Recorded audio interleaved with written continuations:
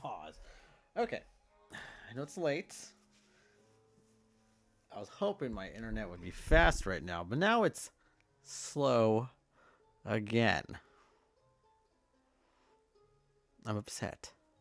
But I'm just gonna play for like an hour and a half, hour and a half tops. I just figured out how to stream on my Switch now, and it's happening right when my internet is being clunky. When my internet wants to be stubborn. It's really, really, really irritating me. Really. But you know what? I'm just gonna play until it stabilizes. I'm sure it will. It's like 12 o'clock right now. I'm only gonna play for like an hour and a half. So I've beaten this game before. I love playing this game though, but I'm just gonna play until I get to the next floor in this game.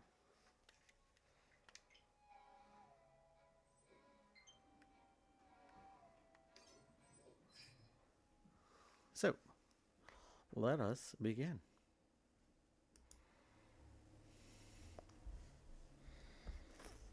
We just move my face because I'm sure my internet will. It's like semi not slow, but it's fine.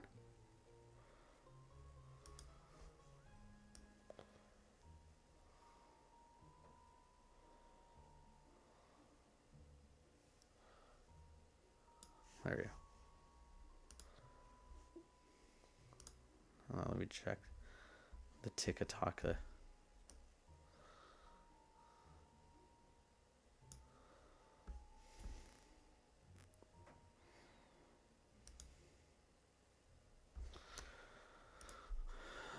It was fast earlier though.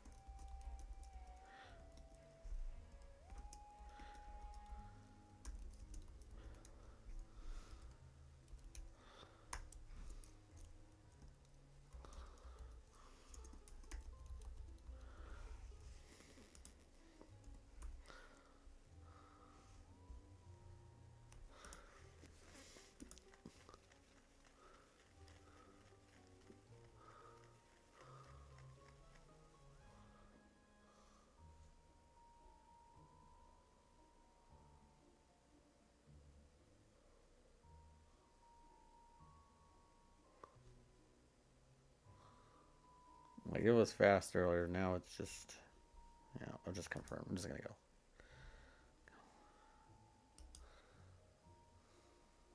Just doing it. It's going live.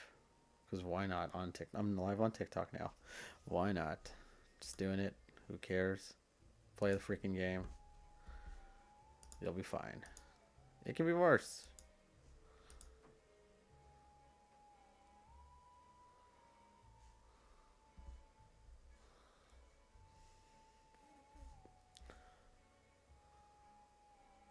Oh man, it's really worse though.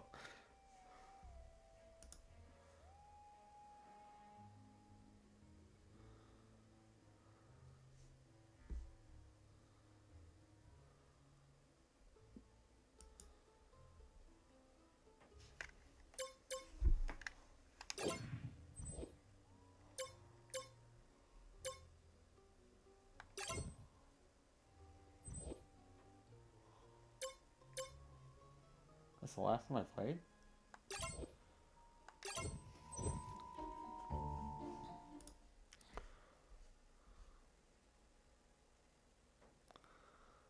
Okay, it's boosted up now. Sort of.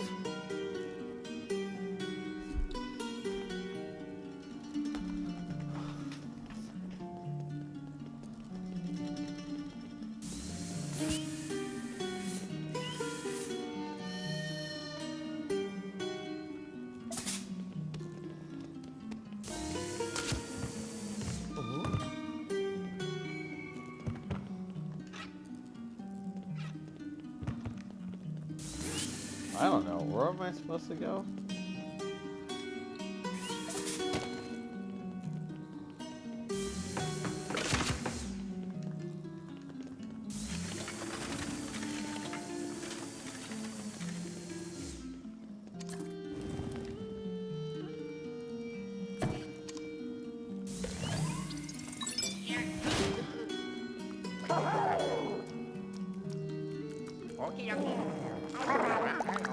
Oh.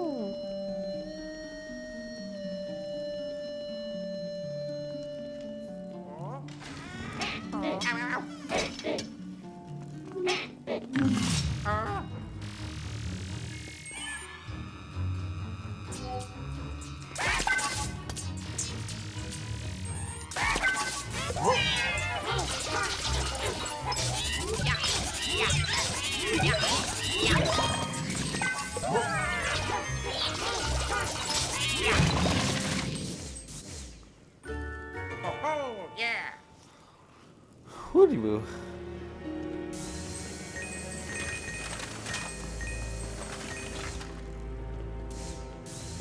Yeah, I wish I had a vacuum like this back at home.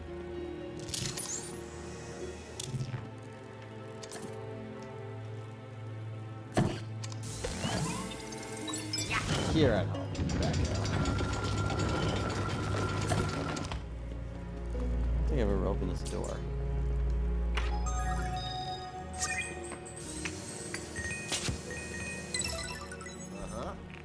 Whoa!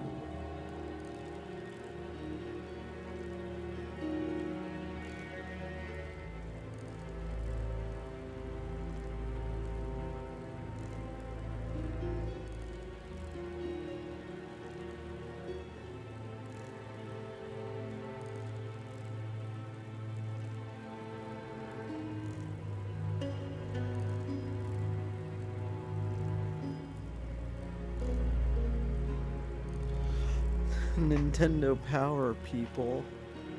Nintendo Power. Come on, man. Just go up for me. Just, just get fast. You know you can. You know you can.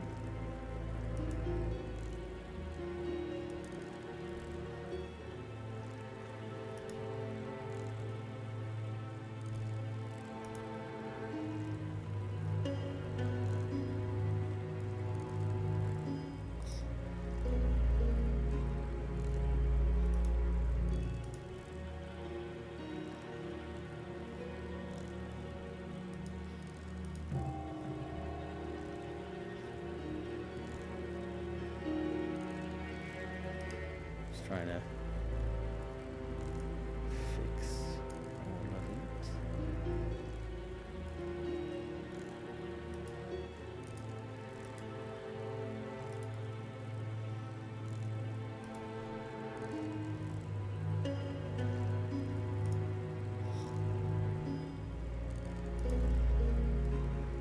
Okay.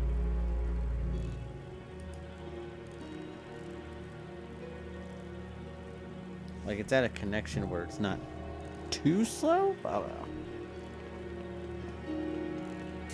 You be the judge, whoever's there. Please let me know how bad it is.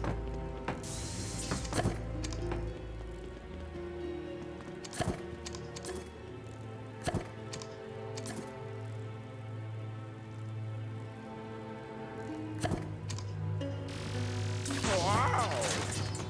Whoa!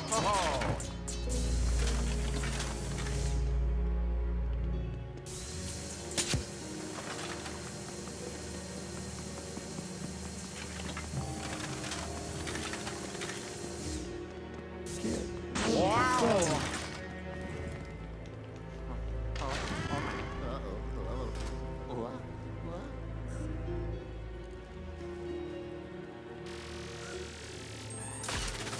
Ah, crap.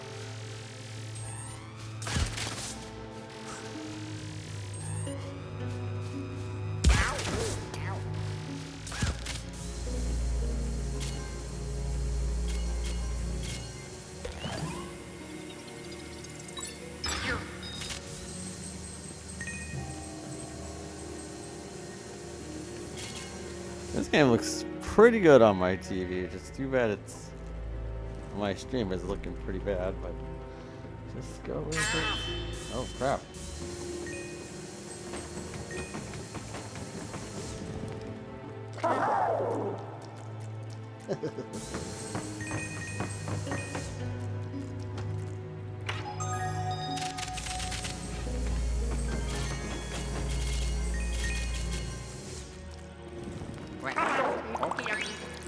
Luigi.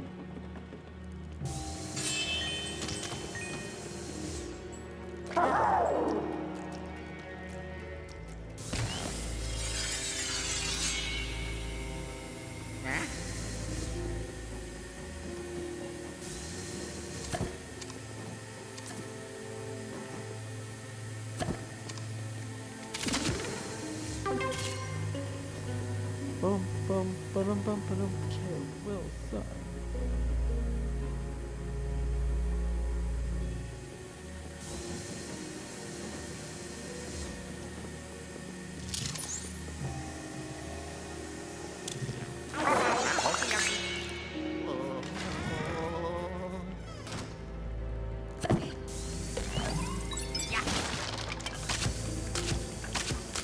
Tomato.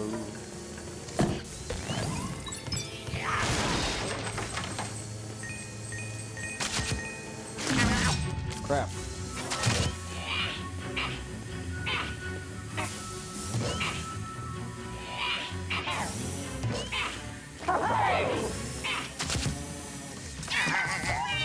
Yep, I didn't even know you could do that.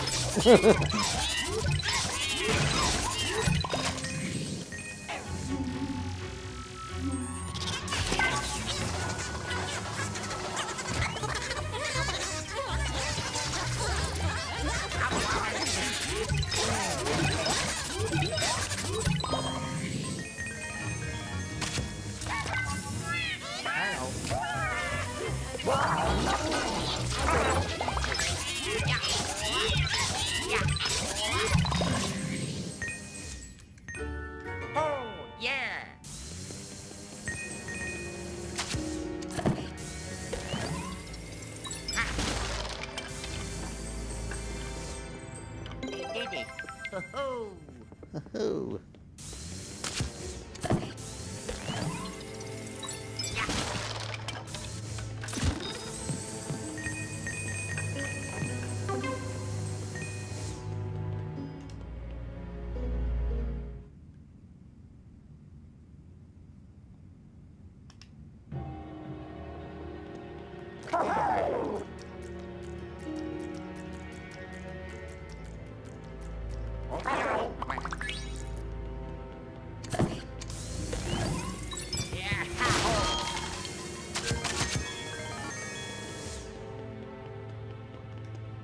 Oh, connection's really good now. Yeah.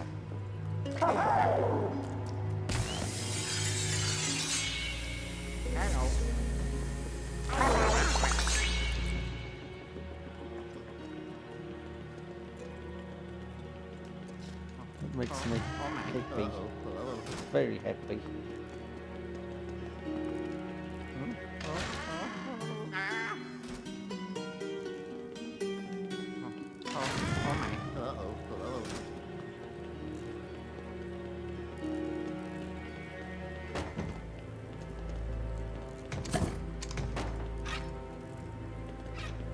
Oh, I'm an idiot.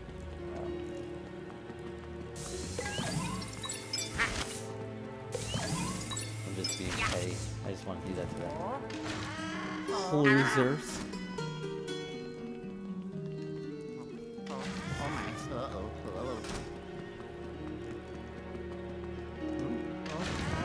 I know we all love Mario. Mario's great, but Luigi, he's got a lot of heart that he hasn't found yet. So that's why he has these games to show how much heart he does have that he discovers on his own.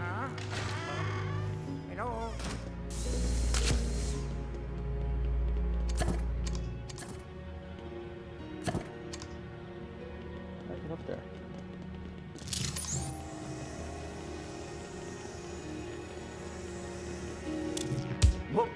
Oh, what the hell?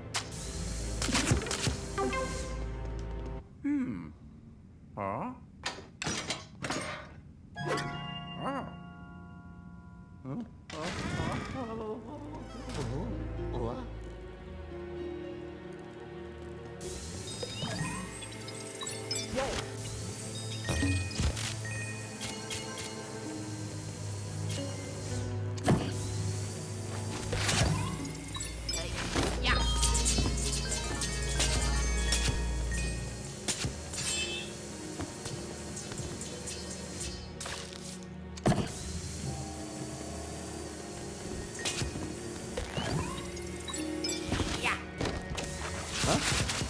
Oh. I never played co-op with anyone in this game. No. Wish I did. Well. Well, you know. Oh.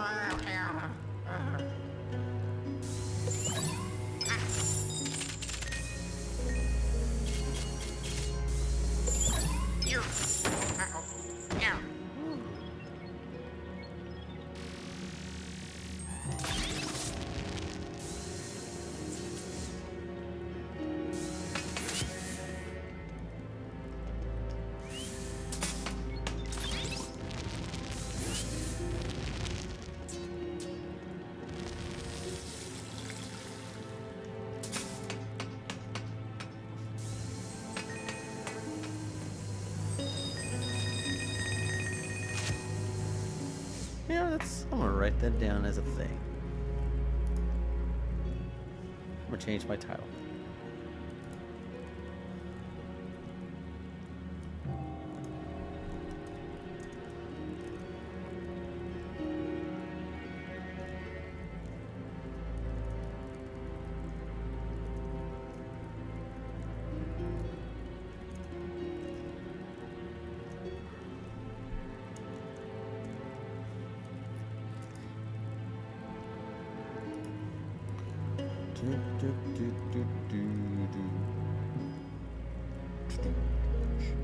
Womp, womp, womp, womp, womp, womp.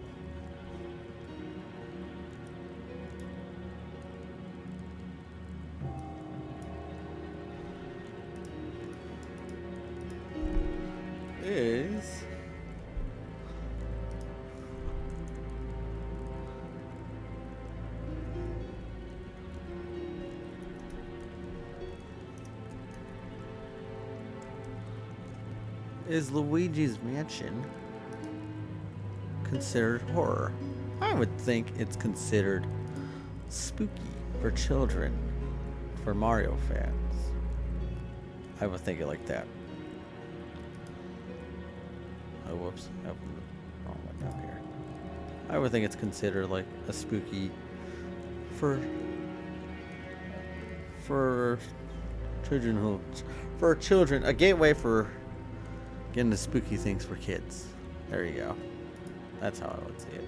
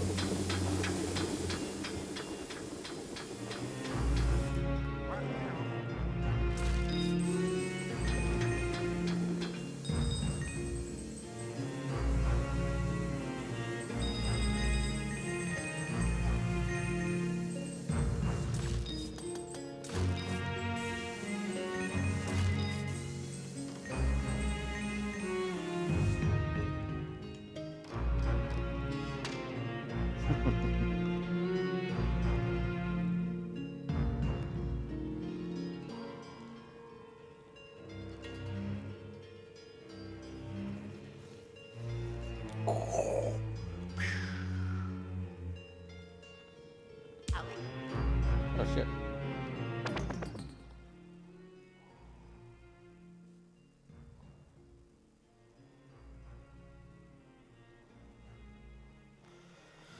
Bum bum bum bum bum bum. All right.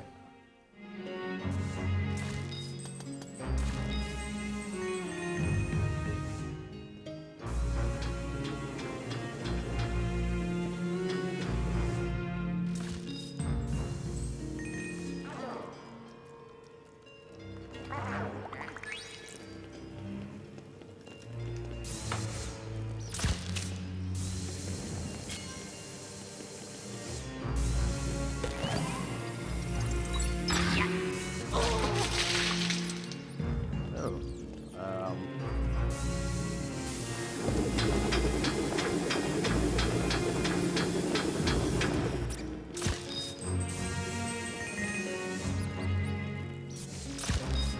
These freaking mice, dude.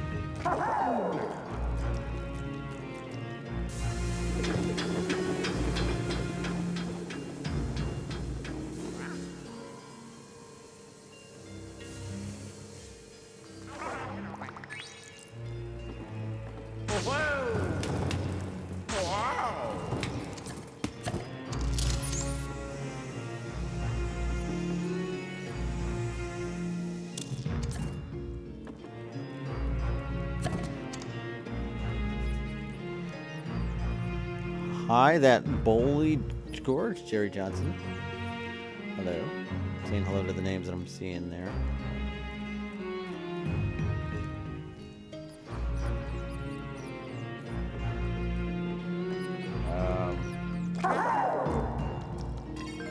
Oh.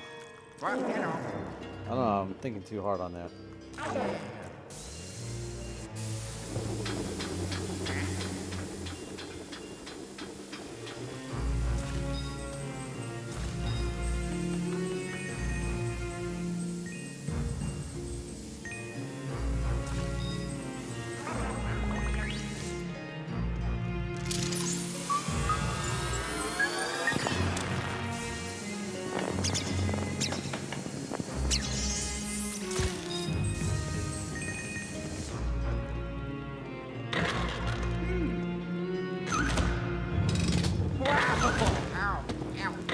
I just love how animated this game is. Hello, Charms. Present.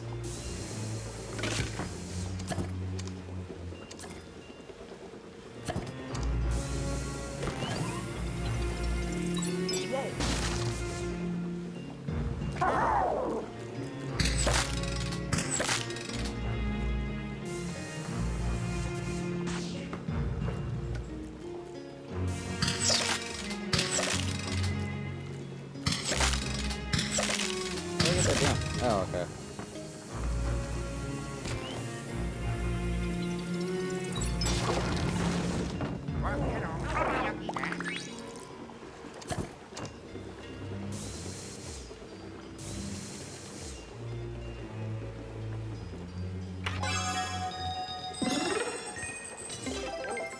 Oh, yeah.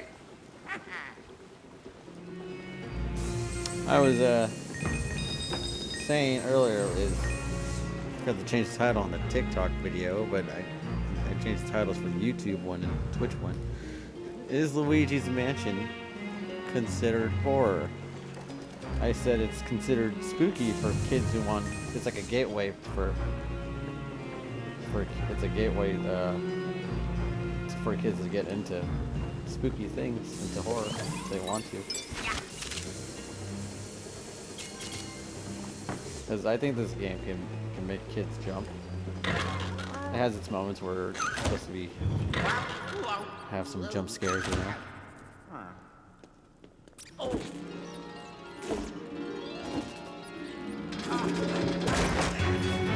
What the hell? I don't remember this. Don't punch me.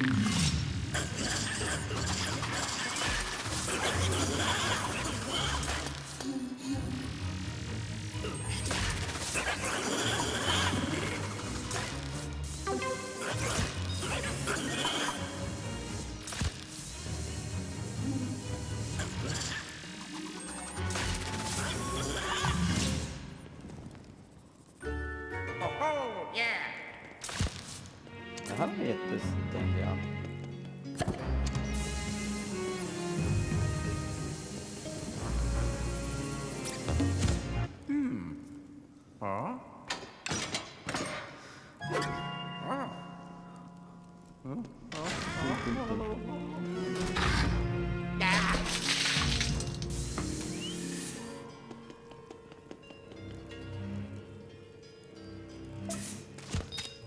Oh, whoops.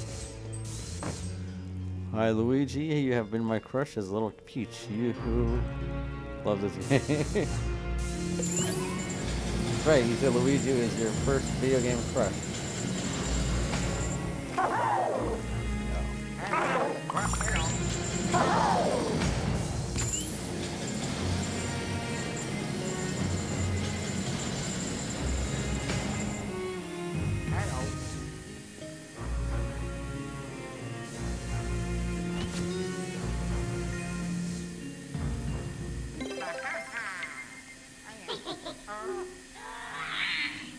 Oh no!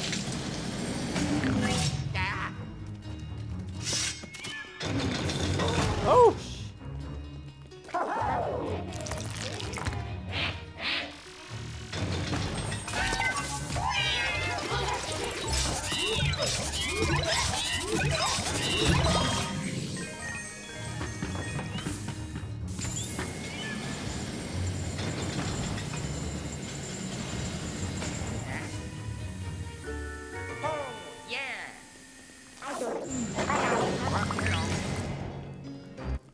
How's the connection in this game? No, game audio is louder than your voice, Wayne Campbell. Is it? Okay. It's weird on TikTok. It's like that. Game audio is louder than your voice. How does one fix that? Oh, audio mixer. Well, you said game audio is louder than your voice. Okay. How about now? Excuse me. Oh, hold on. I gotta test it. How about now? Thank you. Okay, cool.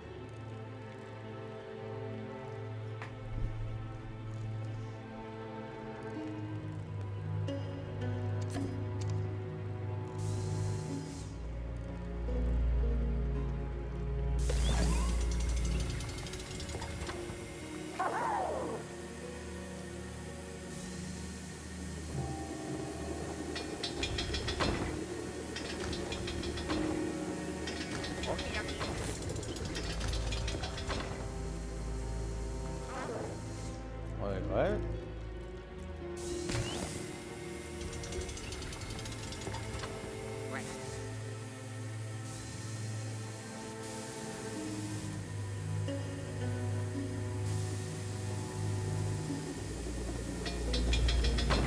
Oh. Oh.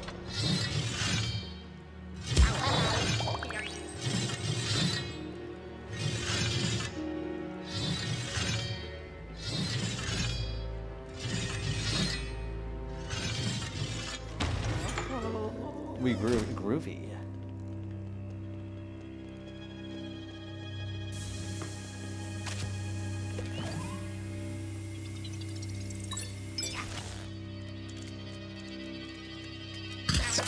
Oh shit. Oh. Oh.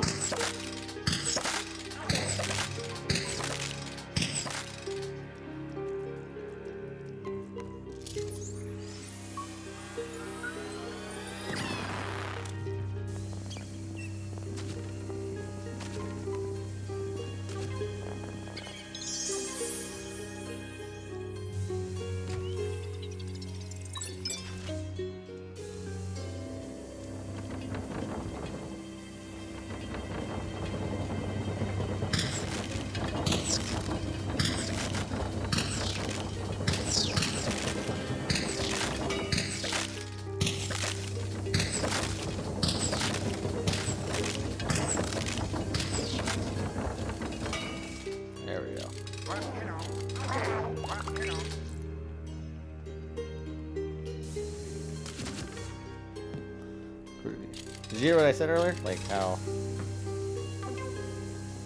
about how Luigi's Mansion is like a gateway for children to get into horror. Oh, yeah.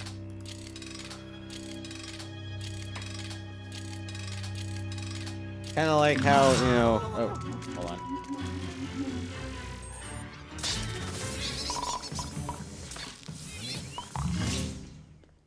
It's kind of like how, you know, when we were kids, we liked, we had Are You Afraid of the Dark and Goosebumps. So this is how what I see what Luigi's Mansion's for.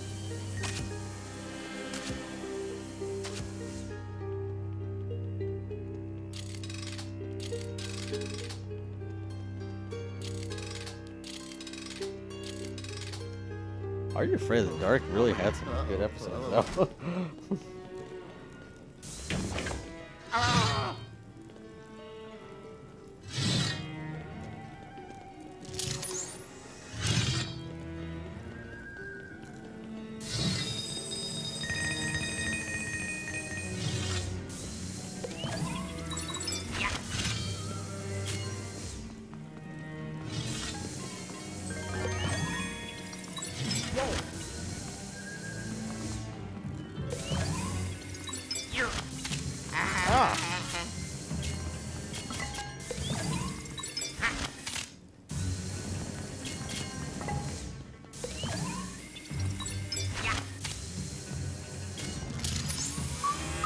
How did I know that?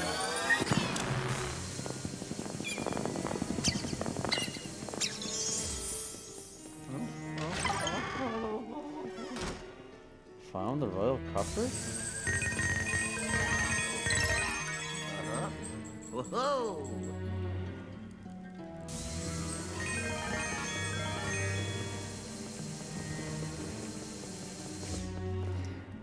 Ruined my Saturday nights into the church Sunday mornings. I remember being a kid, and sometimes if my cousins would be over, we'd watch that, like, we would watch it together, like, in our dining room, because we had a TV in our dining room in my house, and then we would, have all the lights off and, like, just sit under the table.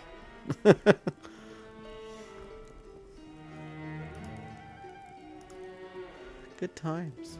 Good times. You were scared of Goosebumps too? Goosebumps has the good ones. I didn't read the books, you know. I wasn't much of a reader then. But this show was pretty good.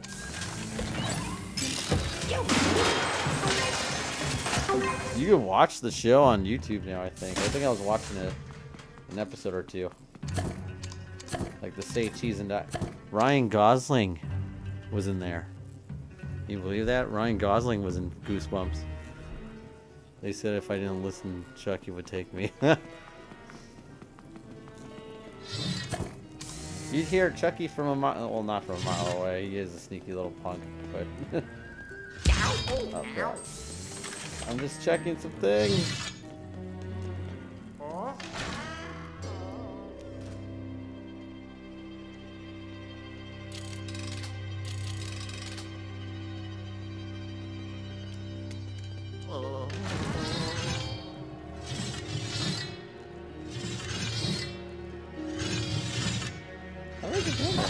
Oh, do I just drop down?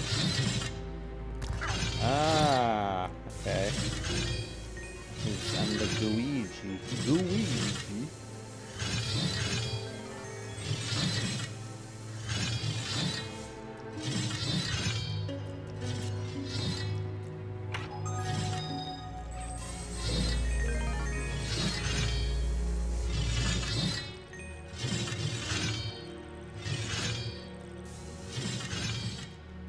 I remember the theme song for Goosebumps.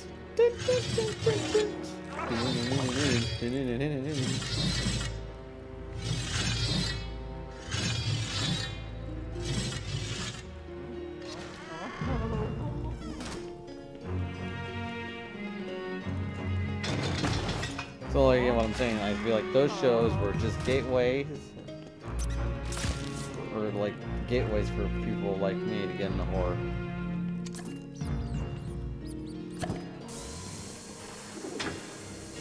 How do I get that thing? How do you get that? Nope.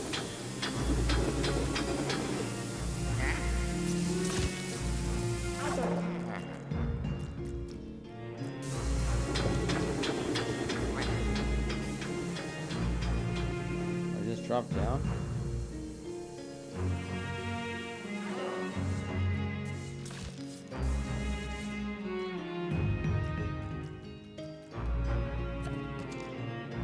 Let me search that out. Where am I?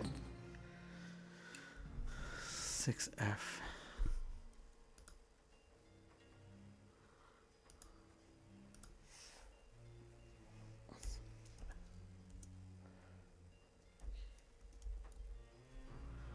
Lift room 3.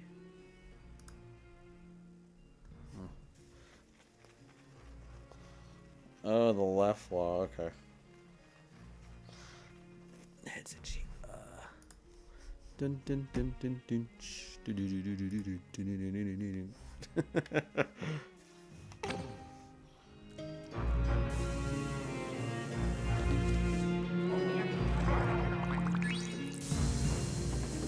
That's the right.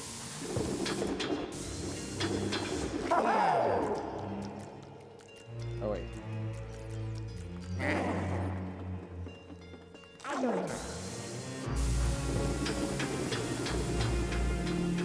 I mean, I watched Nightmare Before Christmas so much as a kid, and I still love it today.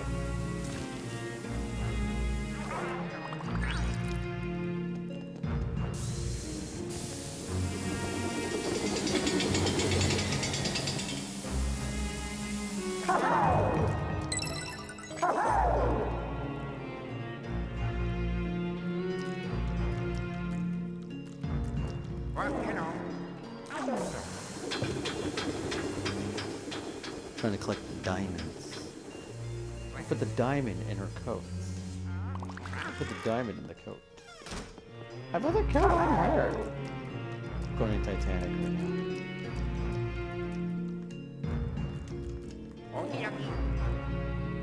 now. Oh.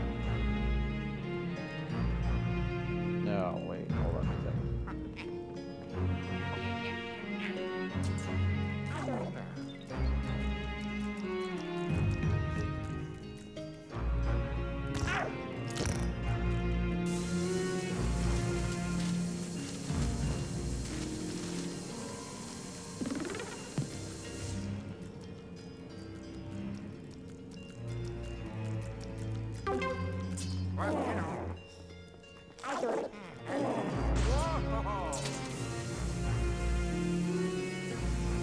What if I want to get back to the side?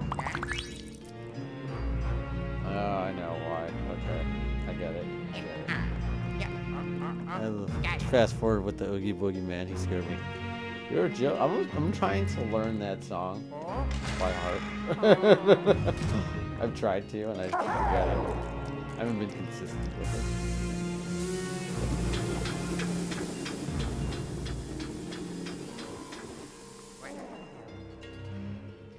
Santa Claus, I'm really scared.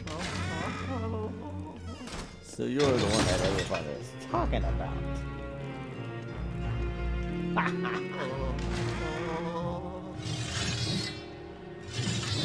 Run, Luigi! Yes.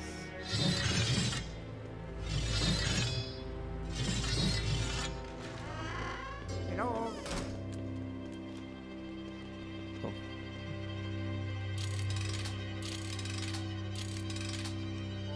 So I think I have to beat the boss first.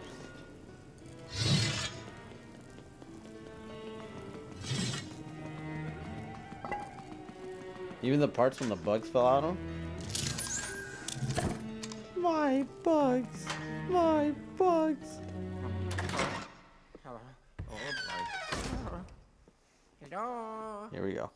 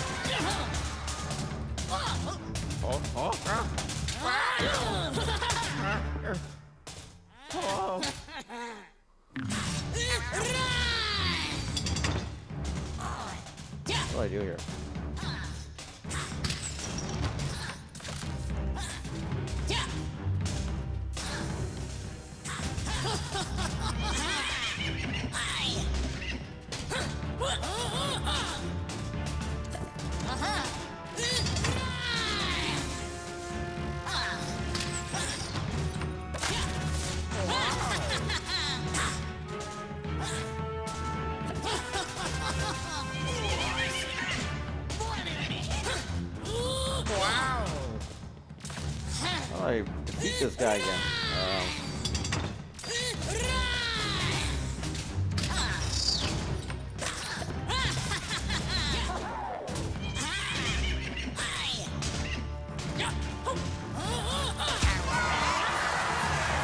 Oh shit!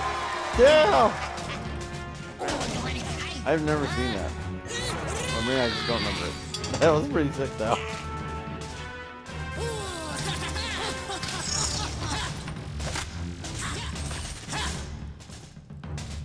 I think I know.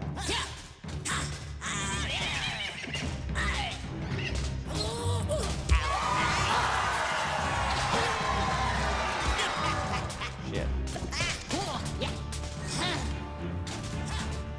Like medieval. It is with the ghosts. With the ghosts is.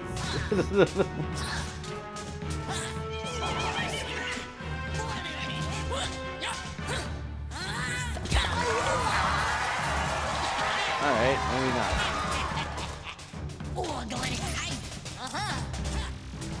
Okay, maybe I'm supposed to blind him as soon as.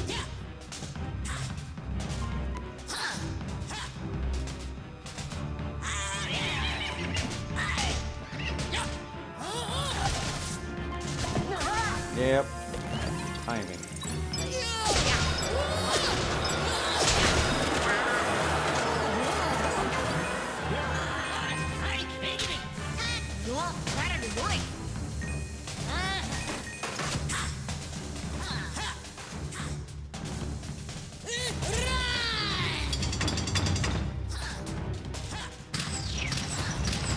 Whoa!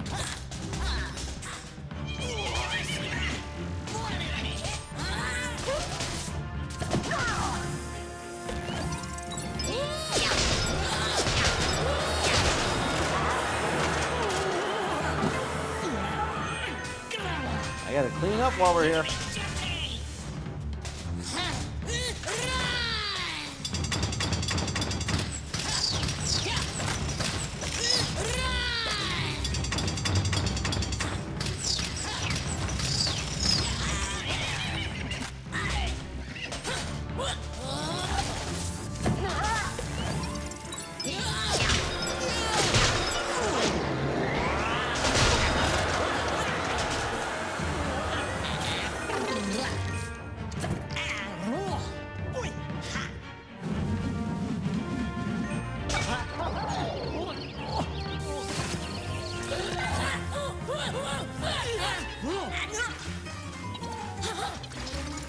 Yep.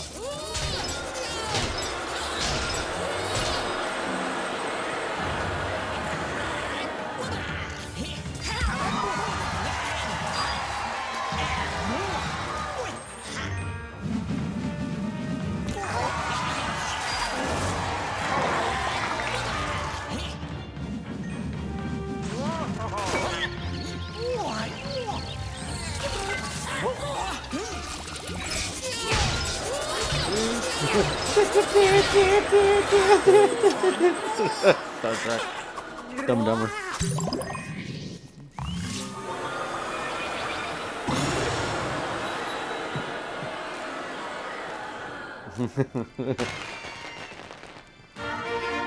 Captain, we must fight to the death. If we don't, they will kill us both. Goodbye, Jim. Oh. Cable Guy is a very good movie, people.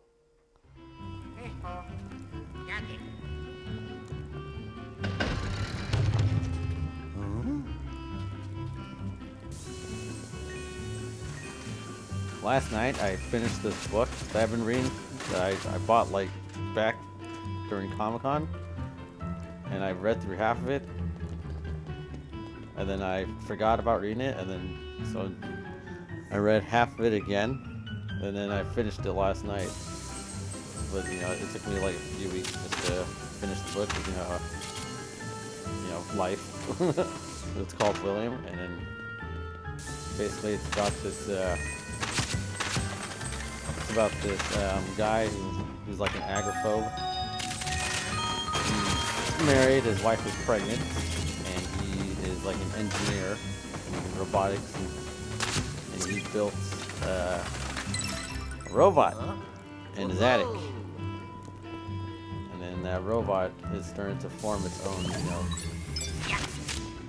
thoughts. Now it's starting to see the world. It's kind of like, it became like a little Ultron, a little mini Ultron for a moment. With like the crazy thing to me was the twist at the end, because like in the story, the wife had friends over, and one of the friends, his name is Davis.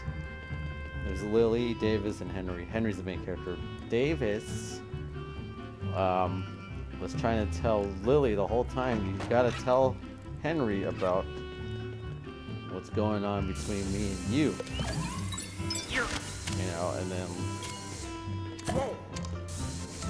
then, she's pregnant with Henry's baby, And, Henry already has the suspicions that Lily has been seeing Davis, but then, Davis is saying, like, you can't live like this. I mean, you can't do this all the time. You gotta tell him about me and you, and then gets to a point where the robot William that lives in the attic, I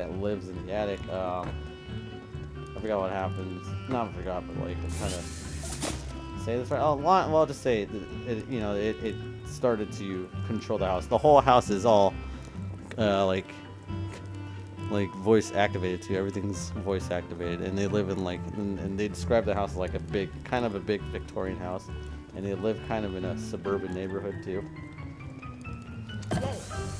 But what happens is that William kind of gets out in a way in the house, and then Davis disappears because he's trying to talk to Henry and shut down William, and then you find out that the whole time, like, the robot William, he got shut down, but now he might be controlling the house. And then and the whole time, when William was created by Davis, he kept calling. How do we get in here? Okay, there's a ladder. Wow. William, the robot, did not like. He kept calling Henry, the main character, they kept calling him brother, and then Henry was not liking that. But also, he was afraid that an AI is already calling me. Oh crap!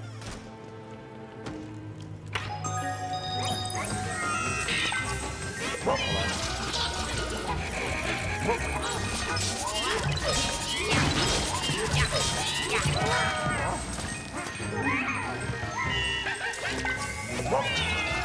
Hang on, I'll continue the story. Let me just catch this guy.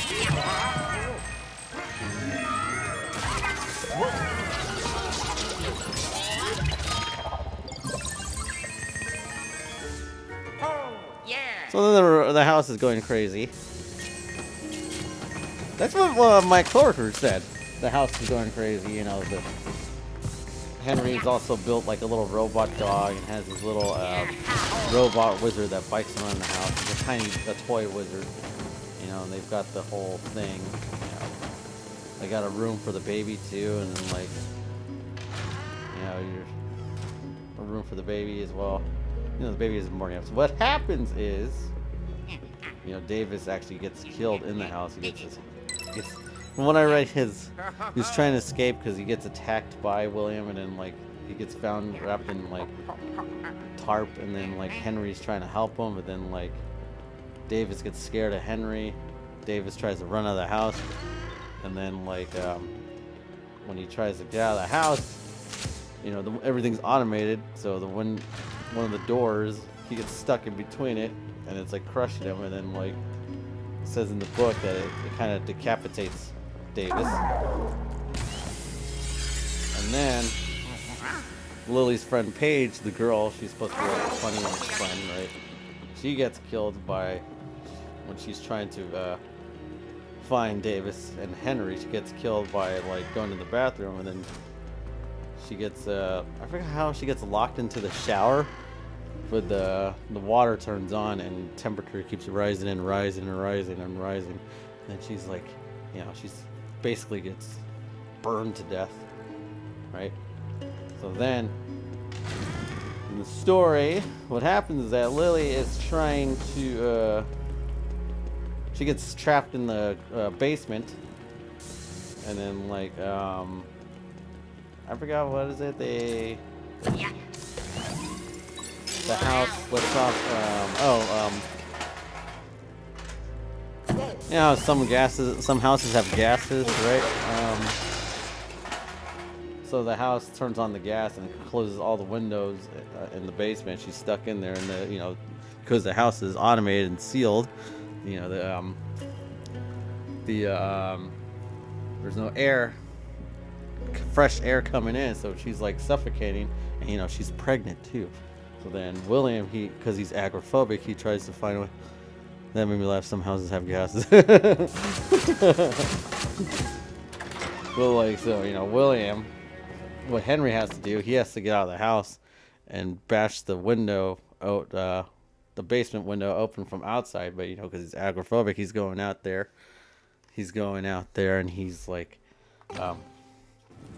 in the book they're saying he's going out there, but then his agoraphobia is kicking in, that he's starting to get dizzy, he's starting to pass out, he can't think straight, he's starting to hyperventilate and everything.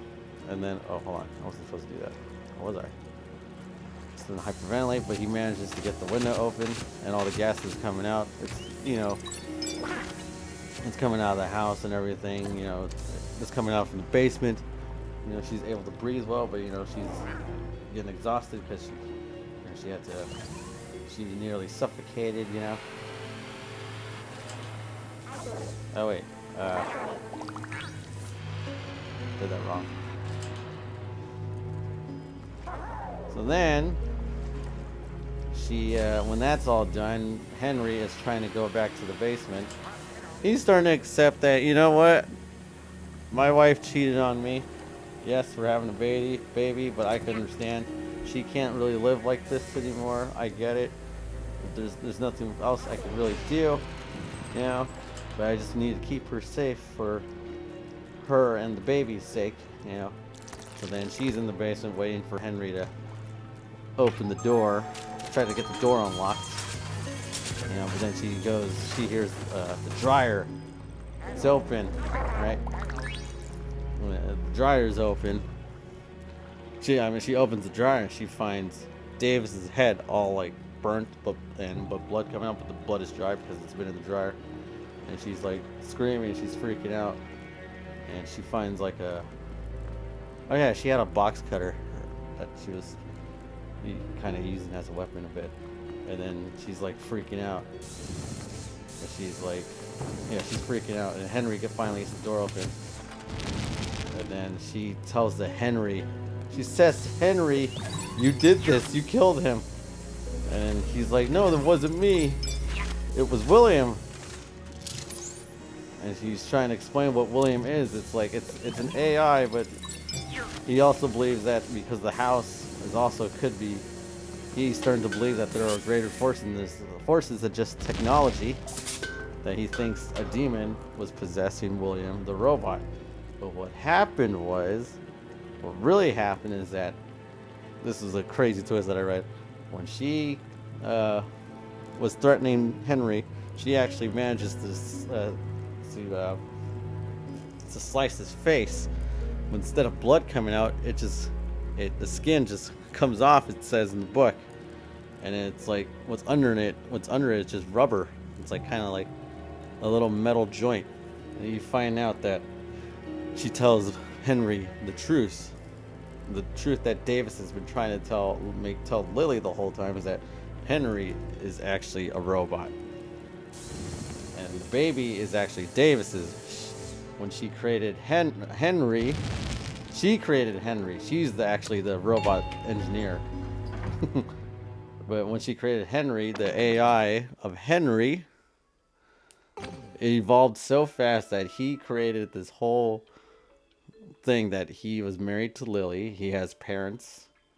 he's been bullied in high school. He graduated in engineering for science and everything. He created his whole life that he actually thinks it's real. And then her wanting to experiment, she played along with it. She just played along with the whole thing. It's made it seem like they were actually married. The Megan is happening. Hello, I'm new to the chat. I've only played the Luigi's Mansion 3. Ah, cool. It's a fun game. I really like it. I have part 2 on 3DS, and I'm going to play the GameCube one eventually again because, it's Switch 2. But anyways, so what happened is that, like, she told him that, like, I've been, like, you're... Oh, yeah. She said, Yeah. Oh, let me see this part first. I like this part.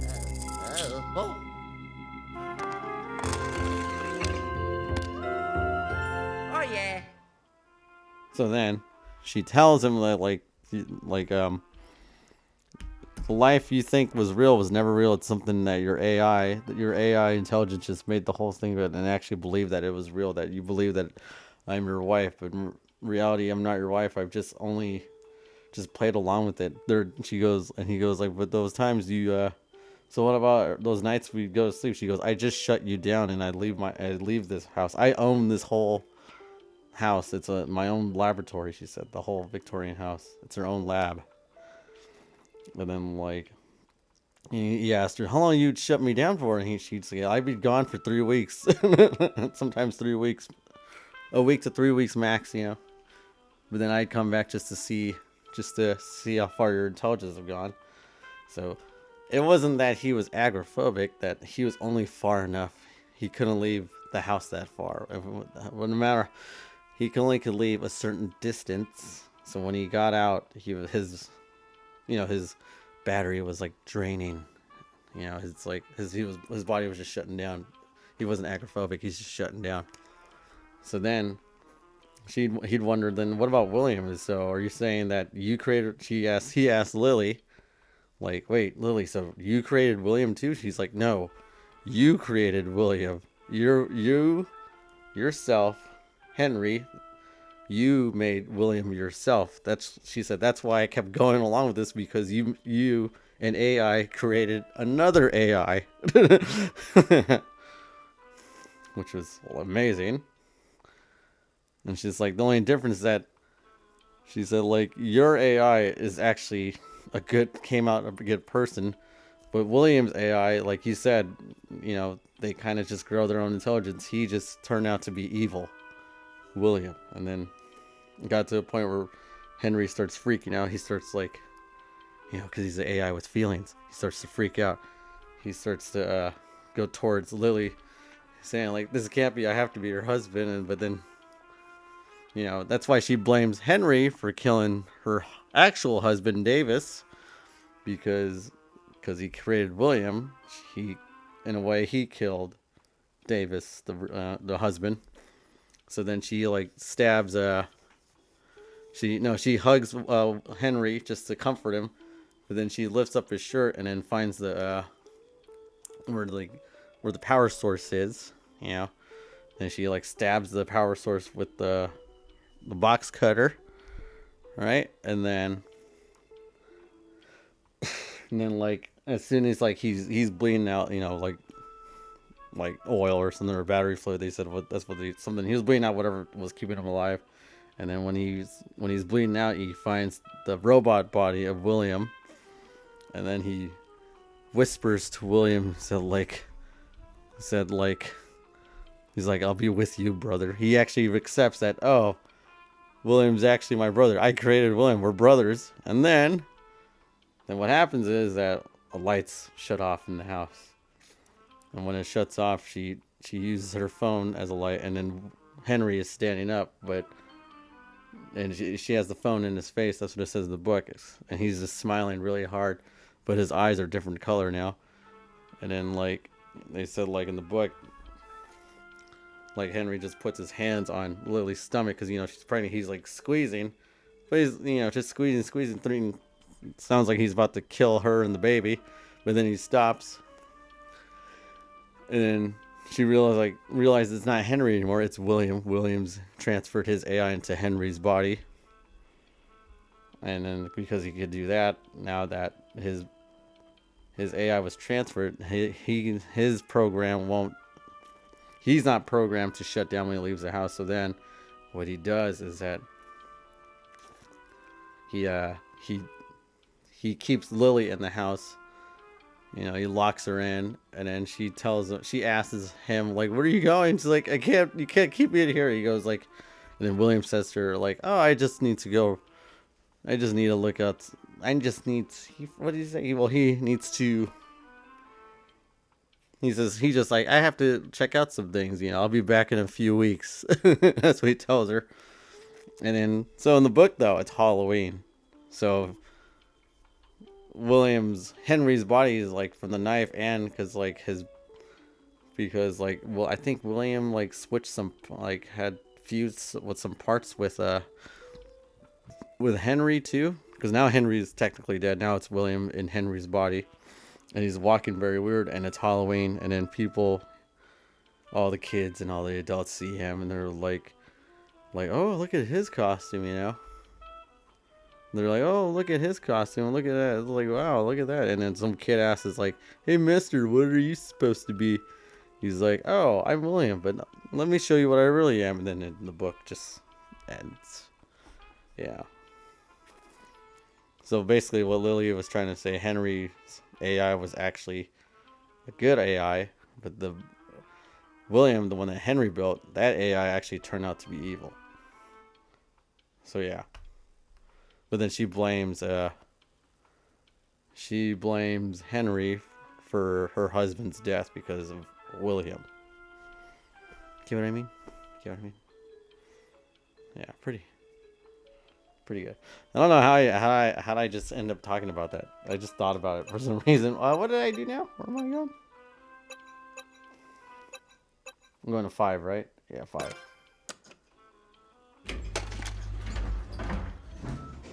What's the name? William. I didn't watch Seed of Chucky. Or was it? No, wait. That's Glenn. The book is called William. But that twist was crazy, that Henry wasn't agoraphobic. Henry's actually a robot who was programmed to not ever leave the house.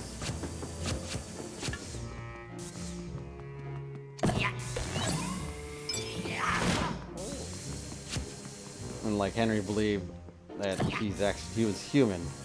He actually believed he had his own life and everything before he met Lily. So Lily just played along with it. And her husband, Davis, her actual husband, was trying to tell her, convince her, you gotta stop this. This is really bad. It sounds like it's getting out of hand, you know. Mario. Oh, I forgot I could do that. Mario.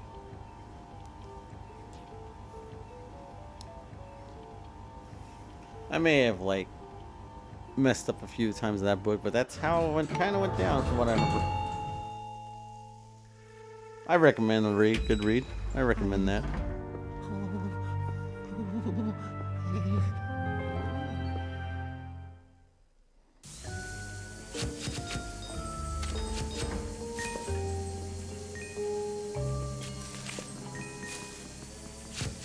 It's so weird for me that I'm reading books now.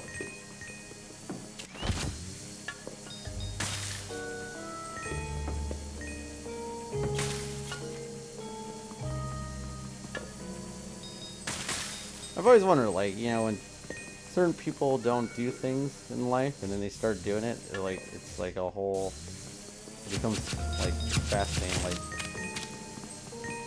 I mean, I started reading because I was door dashing and I didn't want to keep being on my phone, so I thought I'd bring my 3DS, but the problem was that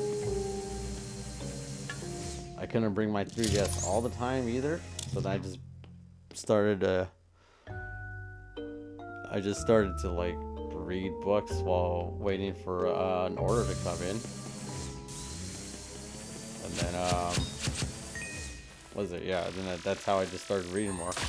What was I reading? Oh, I was reading I had the book of Dracula, I had Bram Stoker's Dracula, and I bought that book years ago, but I never really actually read it. And I just started bringing it with me every time I did DoorDash. This is before I got the job that I have now. Hey, Jaywin. Hey, Jaywin Godara. How's it going? Good to have you here. And I just started reading that. Man, and now I just, out of nowhere, I just wanted to, not out of nowhere, but then I just got more interested in just reading more books.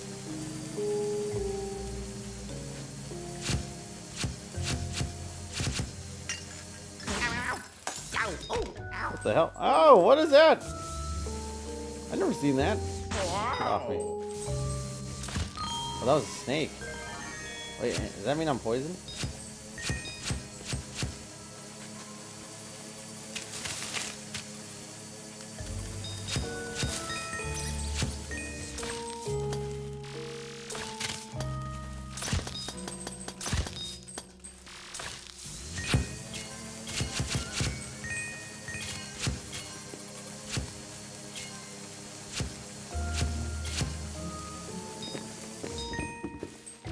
Like,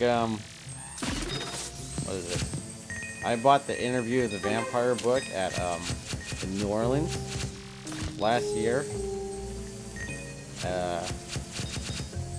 At a plantation that was part of a tour, and they had their own souvenir shop. And I bought Interview of the Vampire because I love the movie. But the book is pretty different too. But I like both the movie and the book.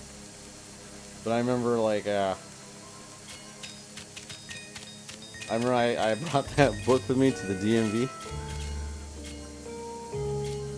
Yeah, I remember you like you came in last night when I was playing Tekken. Thanks for subscribing, too.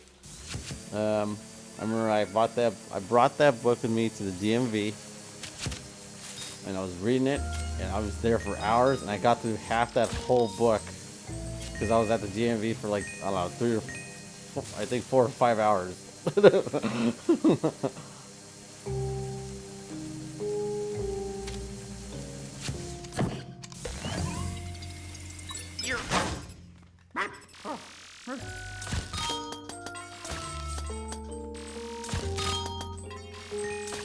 I wish that happened in real life, you know. You flash a light at something and turn to money.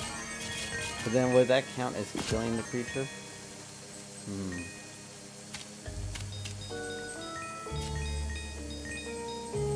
I wish this happened in real life, you know, just vacuum some grass and find gold and coins and dollars. Oh yeah, thanks man. I'm keeping up.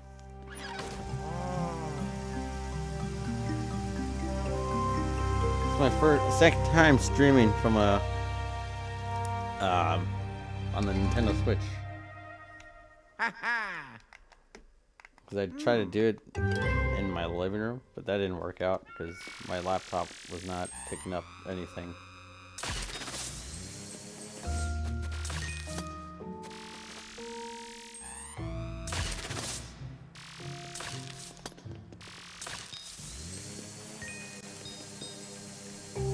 Anyways, that book William, the one I kept talking about, yeah, I recommend to read. I would think it's like a short story, but it just took me a long time to finish it because, you know, life got me busy. You know, I bought that book, like I said, last summer, and then I didn't get around to finishing it.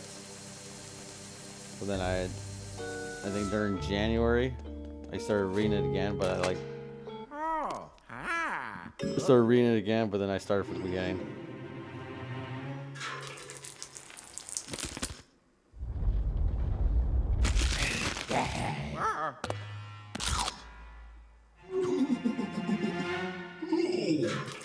I love the animation in this game. One day you'll become Mr. Beast.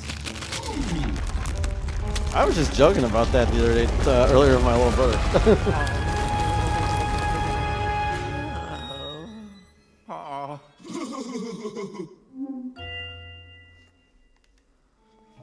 I was saying I want to be the Jacoby Shaddix of YouTube. You know, the guy from Papa Roach.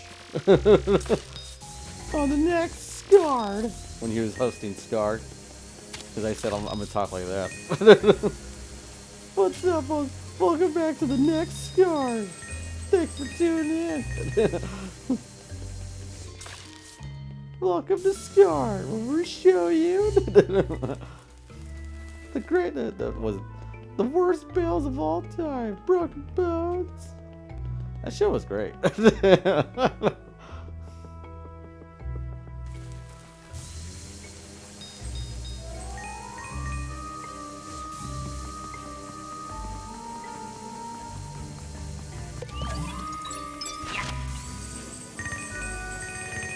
Papa Roach. I would like to see them live.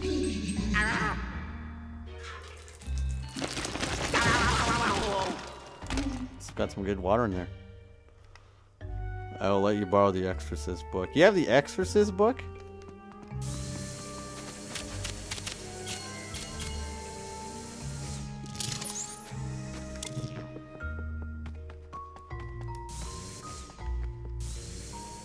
Sorry, that one.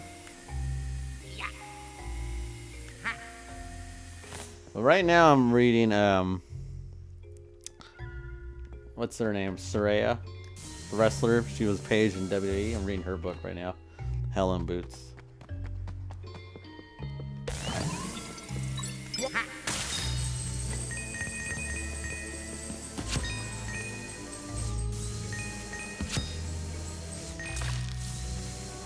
I think the saddest book I've read though was The Traveling Cat Chronicles. That was wow. That had a twist too.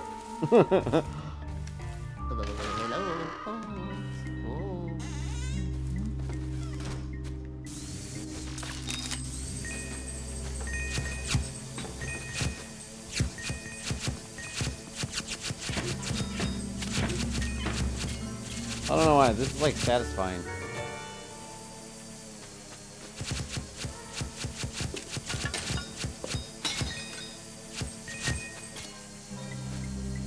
So the Traveling Cat Chronicles. If you have time to hear it, Charm, if you want to hear it, I could explain that book. I'll just explain it right now. Let me just,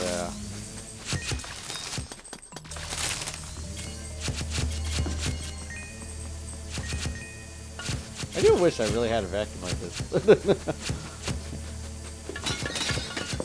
Whoa!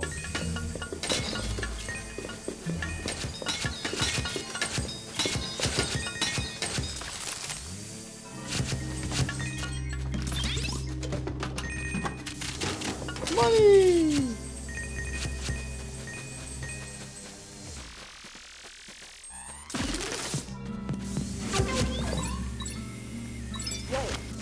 Oh shit.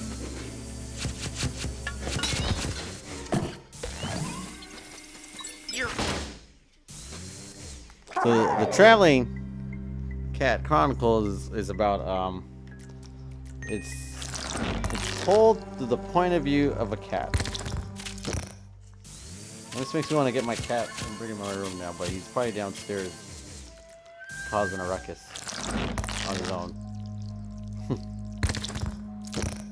Like, this book was so sad that, like, I almost teared up at work when I was reading it. I was like, you know, let me finish this at home. But, like, the whole story is about this, takes place in Japan. And the cat, I forgot his name. I think it was like 7 in Japanese. I'll just call him 7. He gets adopted by someone, because he gets hit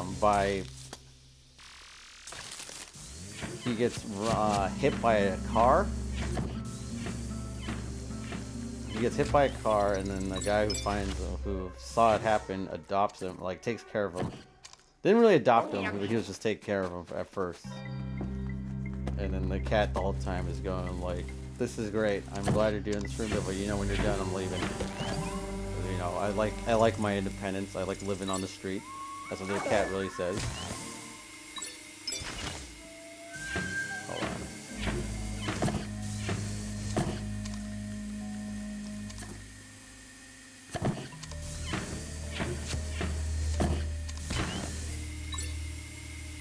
Hello. Whoa.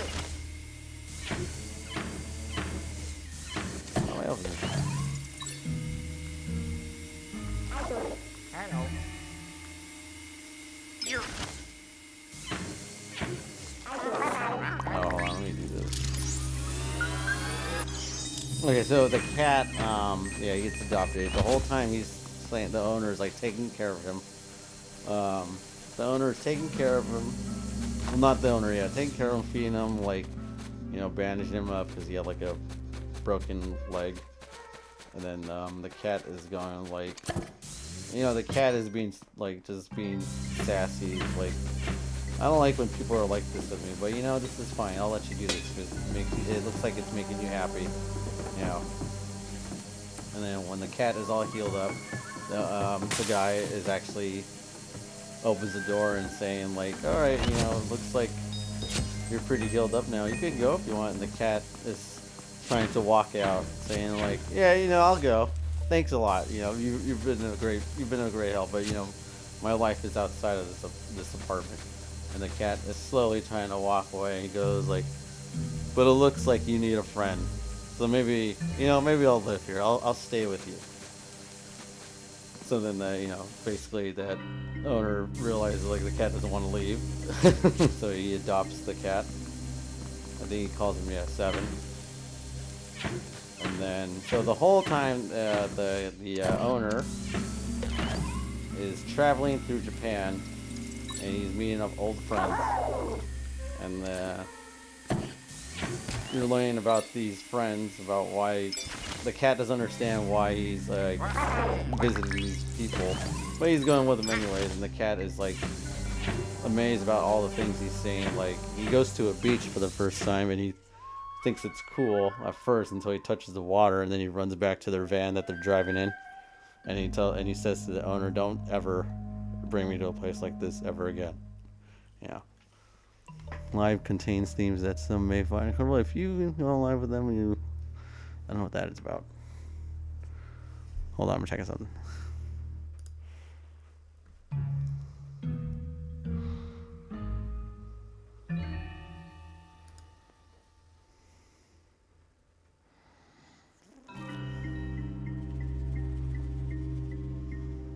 Wait, what? For your fee?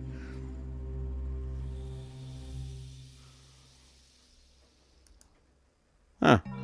Got this notification saying that my live is restricted from random views for 10 minutes. Are you still there, Charm? You still there? You still there, Jaywin? Thanks for stopping by again. Yeah, okay, cool. I don't know what that's about. But anyways, time is 1:22. Okay, I got enough time to tell this book.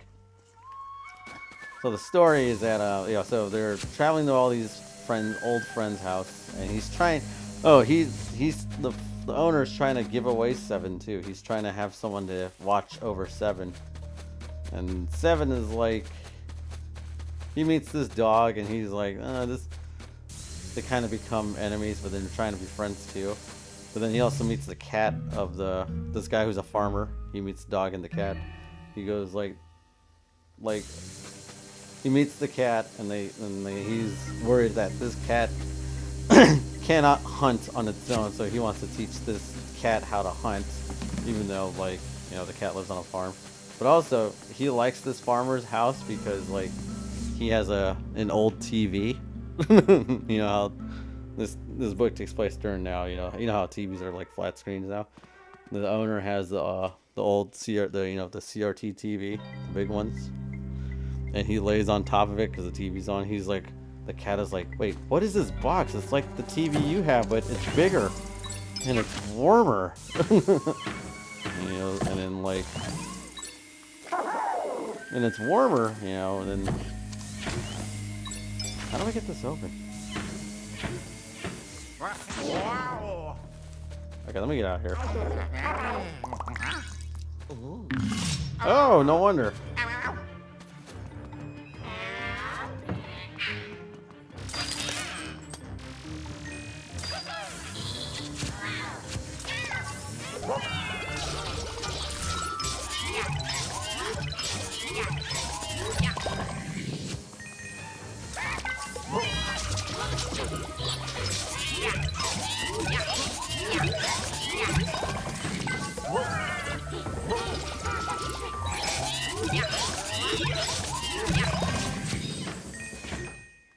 That's why I couldn't get it open.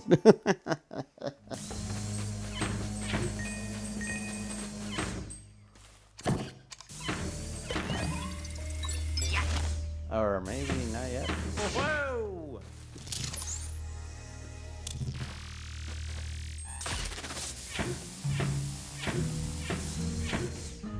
Okay. Anyway, so for some reason the owner is trying to find a cat a new place to live, but the cat likes the place he's going, but then he's like the cat, if I remember, the cat would when the guy is about to leave, the cat would run back to the owner, and then like because he wouldn't like something about like the farmer, he didn't like the dog. Him and the dog became enemies. So then the whole time the book is about the cat traveling with his owner through Japan. You know, if you've been to Japan. I know. Have you been to Japan? I don't think so yet, huh, Charm? You'll love it out there. And everyone who I've known who's gone out there, even one of my coworkers came back recently, and she goes like, she's like, I didn't want to come back here. She said, I really didn't want to come back here. She said Japan is way too. She's like, it's way too nice out there. It's so civil. She was saying. It's very civil out there. Very civil, but also beautiful. It's a beautiful country. Every country has its like weird things about it, but Japan is like, wow. But anyways, in the book, the cat's explaining the cherry blossoms, this field he saw and everything, and like the cat ran to the field that he was brought to. It was like a giant purple lavender flower field, and when he ran off, the owner got scared, thinking that the cat just disappeared. But then Seven was like, don't worry, I'm still here. And like, he had to pop out an owner. He's like, and then he was wondering like why the owner was so scared that he was gone. Also, the backstory about the owner when, I can't really remember too much. I know the owner had like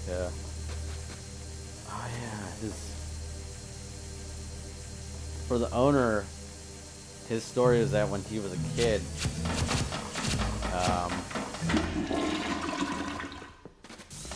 he wanted a cat, but his parents wouldn't let him.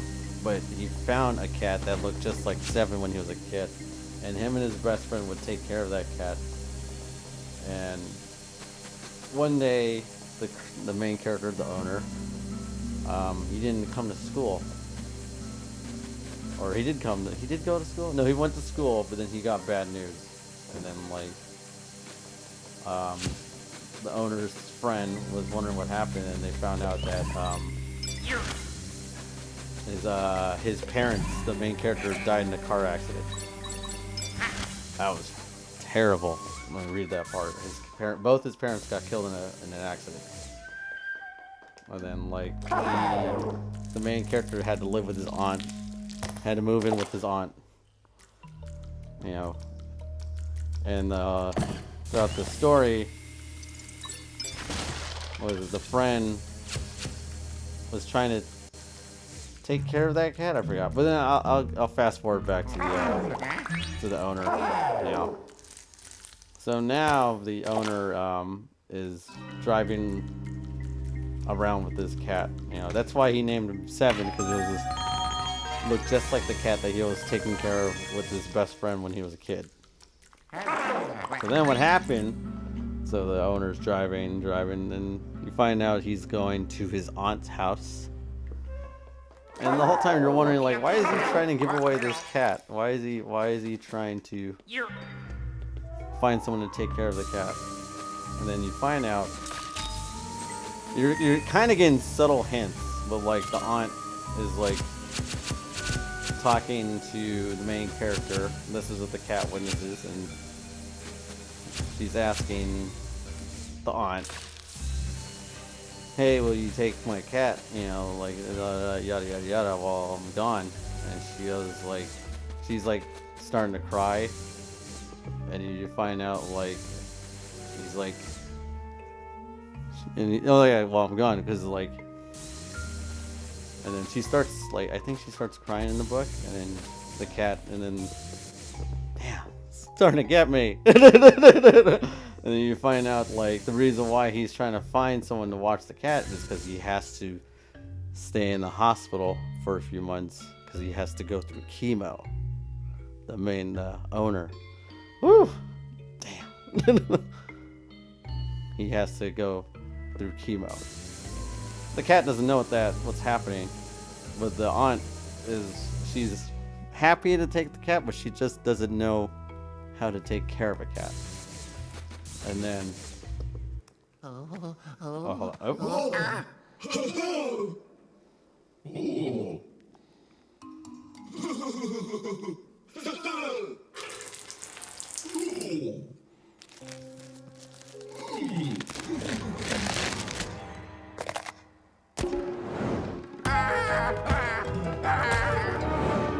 It's like watching a DreamWorks Pixar movie. It's like watching the Mario movies. Yeah.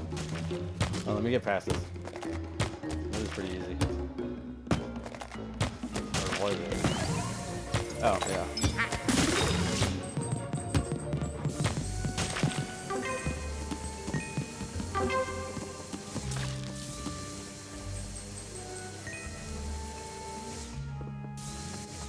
Okay, so the aunt takes the cat, and then the owner is leaving. He takes his things with him too, and he tells the cat, you know, he says to the cat, "I'll see you later, okay?" And then like Seven's very confused, like wait, you're actually leaving me here? And then Seven like kind of like follows where he goes, his aunt, because you know she drives off, and then Seven kind of sneaks out the house, and the whole time Seven is going like, he's like going, I like your aunt, but you're with me, man. We're supposed to be this till the end. What's going on? Why are you just leaving me here? You know. And then when you know there's like a moment where the main character is in chemo,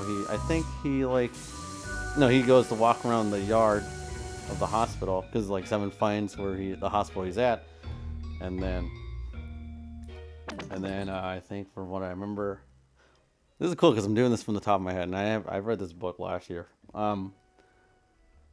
The main character is walking through the garden of the hospital, and then he sees Seven in the bushes, and then Seven like runs up to him, and he's like wondering like, Seven, like how'd you get here? What are you doing here? And then, like the aunt is freaking out because she thought she'd lost the cat. You know, she's freaking out, and then like she gets a call saying like, oh, you know, I think is what happened. I'm not sure. I might have gotten it wrong. But I know in the book, like, you know, she thought, the aunt thought she lost the cat. And then just to find out that Seven snuck out to go where his owner is.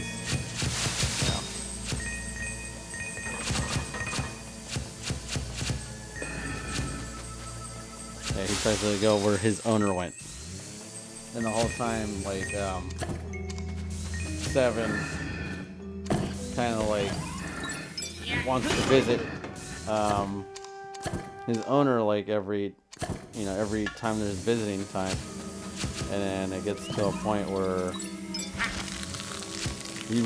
Seven realizes that his owner didn't come, you know, was like, I think, damn, where's the book? I'll look this up a bit. Or is this more better just talking from the head? No.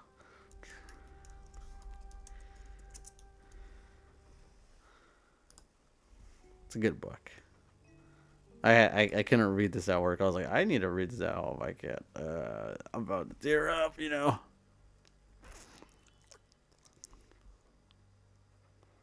Oh, it's considered a light novel. Huh.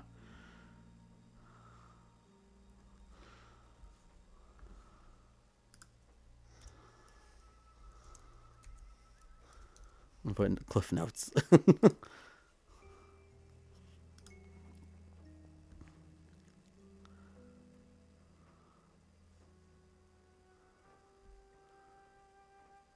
Oh, the main character's name's Satoru. Satoru. What's the cat's name? The cat.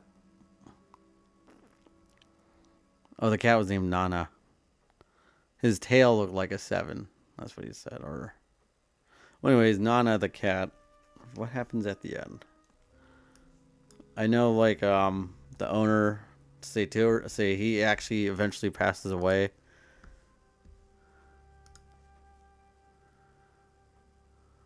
He actually passes away, but like the cat got to lay down with him while he was passing. And then I remember at the end of the book, like you're kind of seeing life go by with the cat with the aunt, and then the cat eventually just goes to that lavender field with the aunt, and he just eventually passes away too. Yeah. Because the cat gets really old, because years go by. And years will go by, the cat's remembering all the places he's been to. Yeah. I know, that made me depressed again. That made me sad, dude. I'm going to continue playing this. Oh. Wow. You see what I mean? I'm just saying, like, I don't know, I just started reading books, and I found this book. I went to Japantown. You know. I saw it. I was like, "Oh, this sounds kind of cool." Oh, it's being told being narrated through the cat's perspective. Okay, let me read this. So, yeah, that twist caught me off guard. That the owner was actually dying, and he wanted someone to take care of the cat. And his aunt, in the end, the aunt eventually took care of him. Until the end too, for the cat.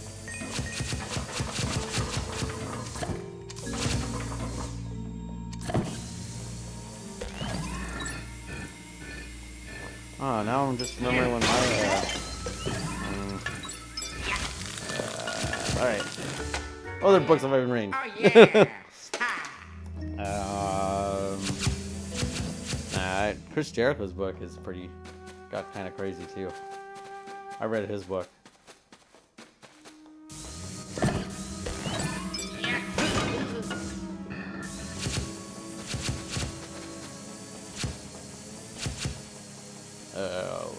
Other books I got.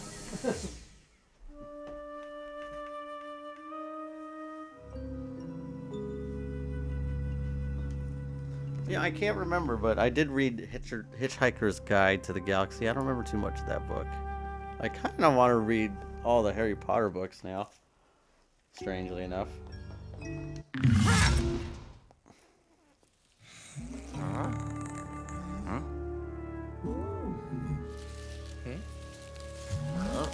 Whoa. Hey.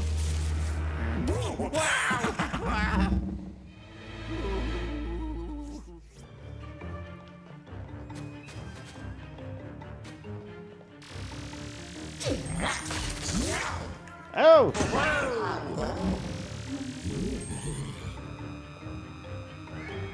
Hang on.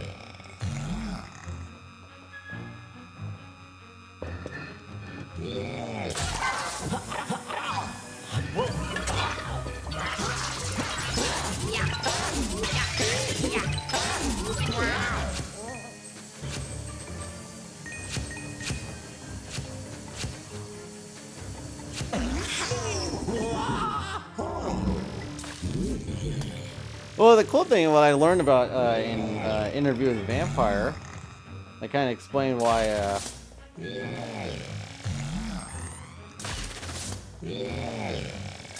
One of the vampires explains about. I think they did this in the movie too, but I mean I don't remember. But in the book, the guy. What's that vampire's name? Ah, yeah.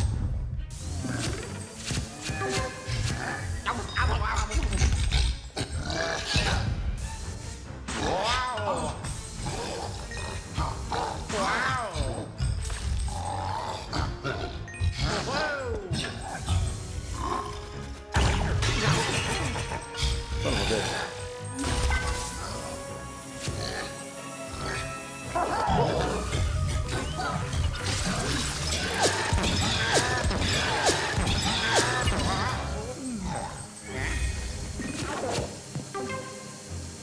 Oh, yeah.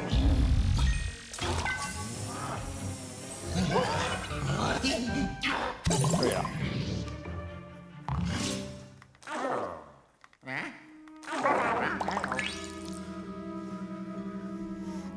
Vampire name's Mr. Burns.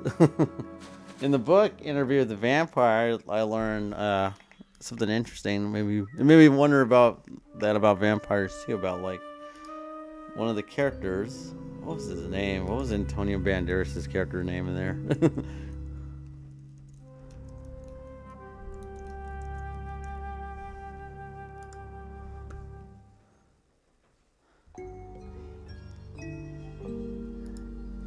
Interview with the Vampire. He was Armand. That's right. The character Armand. He talks about like there's many vampires in the world, but a lot of them die out. Why do you think there's not so many of them though? When vampires can live for a very long time, can be immortal. But he says, but why do you think so many of them like just die out? And not because they get killed or hunted down, but he says vampires, they don't try to move on. You're just saying they don't try. They get stuck in their ways. So he said that's why some vampires don't make it through life. They don't make it long enough. He's saying that vampires don't try to adapt when the world is changing. And that kind of resonated with me, you know.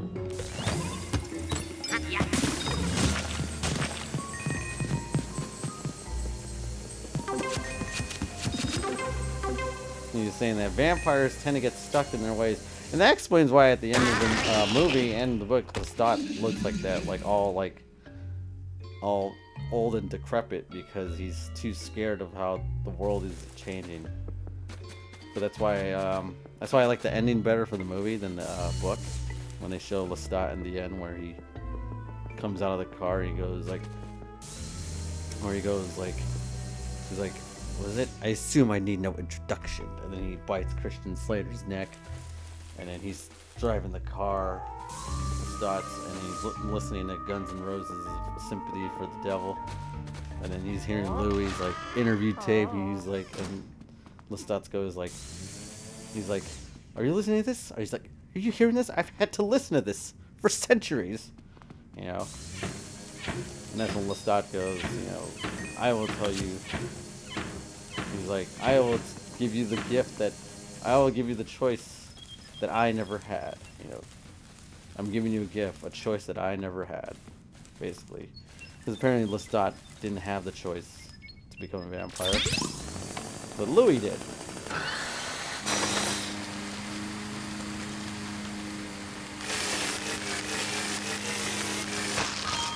Yeah, I got a chainsaw.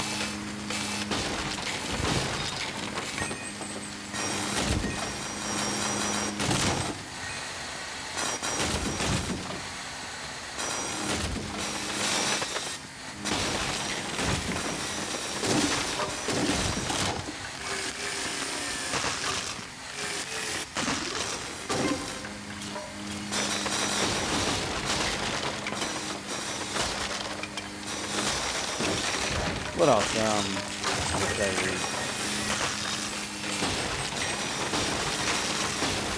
Oh, I read this one book. Now, this one book was my favorite. This is a horror book. It's very American Psycho-ish. The book is called, I think after I explain this book, I'm going to call it a night. But this book was called May Fly. The girl's name is May. Her last name is, what was her name? I really enjoyed this book, maybe because I'm just into,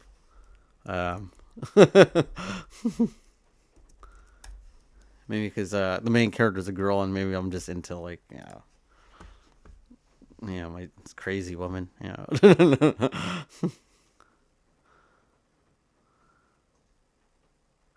What's her name? Like the girl. Her name is Maeve. Oh, her last name is Fly. Maeve Fly. And she. Charm, you still there? You're gonna want to hear this. Please say you're still there. You're still okay. So this story is called. This book I read. I bought this on a whim, and I was so happy I bought it on a whim. It's called Maeve Fly. It's about this girl. It's like American Psycho. It's about this girl who lives in L.A. and she works. They don't say it in the book. She works as a Disney princess.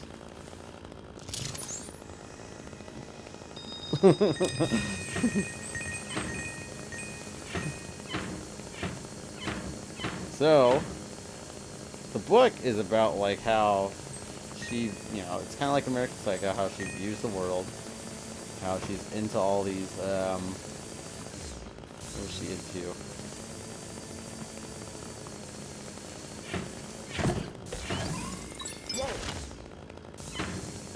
She loves the whole, like,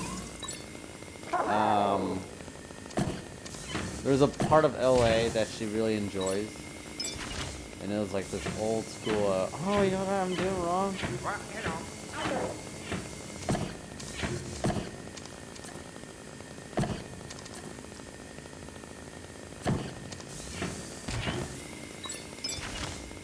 Am I supposed to, like...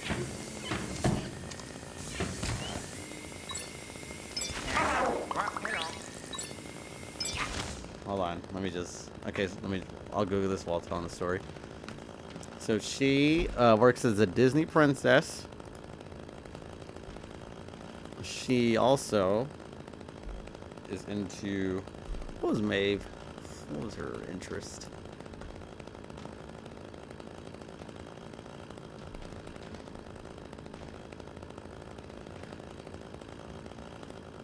In the book, they don't explain. They don't really say who she plays, but you already know.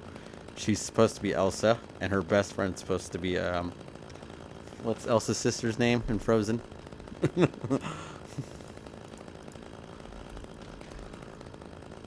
They just describe it, that she's supposed to be like this, Anna. They just describe what princess they're supposed to be. They don't really say they're at Disneyland either, but because, copyright stuff, you don't want to get sued. We obviously know the way they explain it. Oh, they're supposed to be, oh yeah, because she's the ice princess and the sister too. But she has all this whole disturbing take on Los Angeles and her job too. Where, let me see.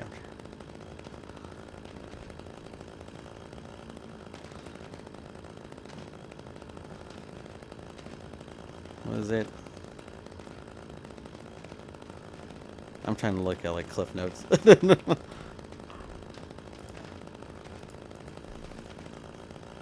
Wait, a movie? No.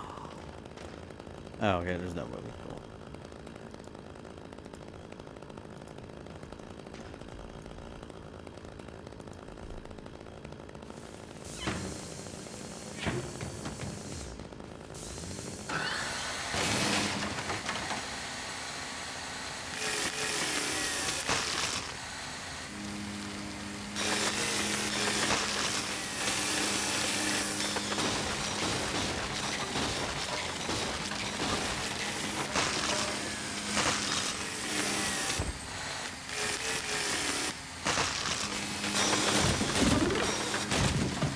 Oh yeah, so in the book, okay, I'm remembering now. So in the book, she really looks up to her grandma, because her grandma used to be like an actress from the 1940s, like a Marilyn Monroe type, And then she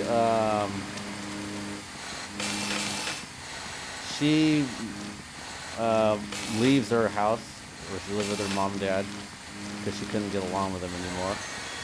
and then she finds out that she has a grandmother that they never told her about, and then she ends up moving in with that grandma, and the grandma takes her in, teaches her about what part of LA do they live in?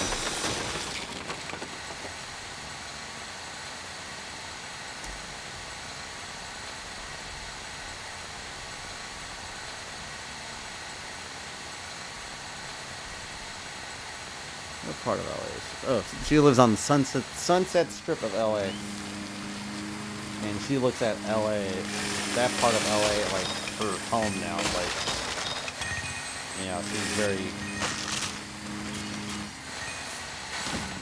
She has this whole like elitist look about the Sunset Strip, about the strip. Like she thinks nobody gets it, but her and her grandmother. So now years go by after she's working as a Disney princess and everything, and then her grandmother is sick. She's not just sick, but she's dying because she's really old now. And it gets to a point where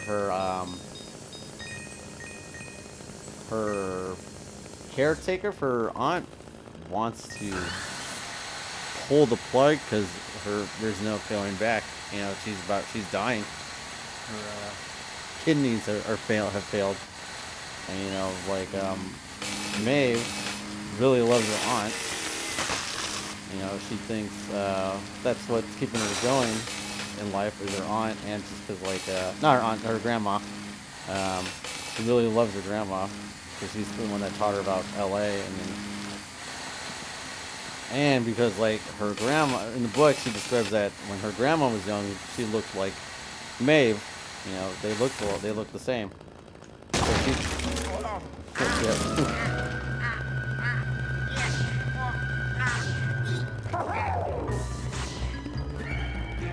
I gotta save you!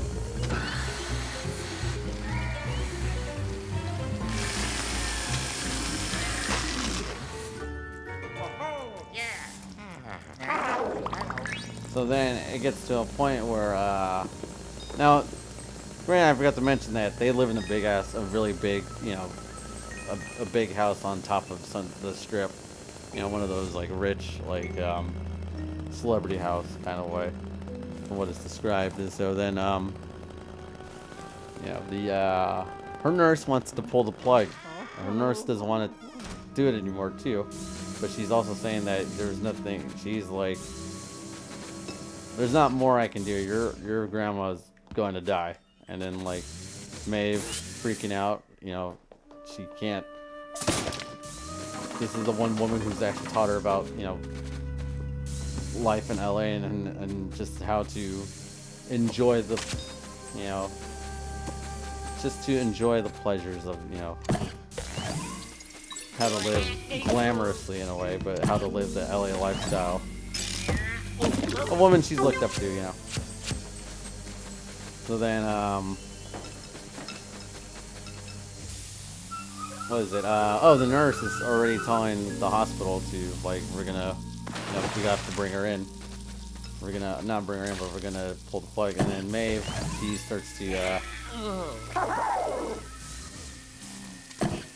do I do this shit again? Oh, I was supposed to hold A? Okay.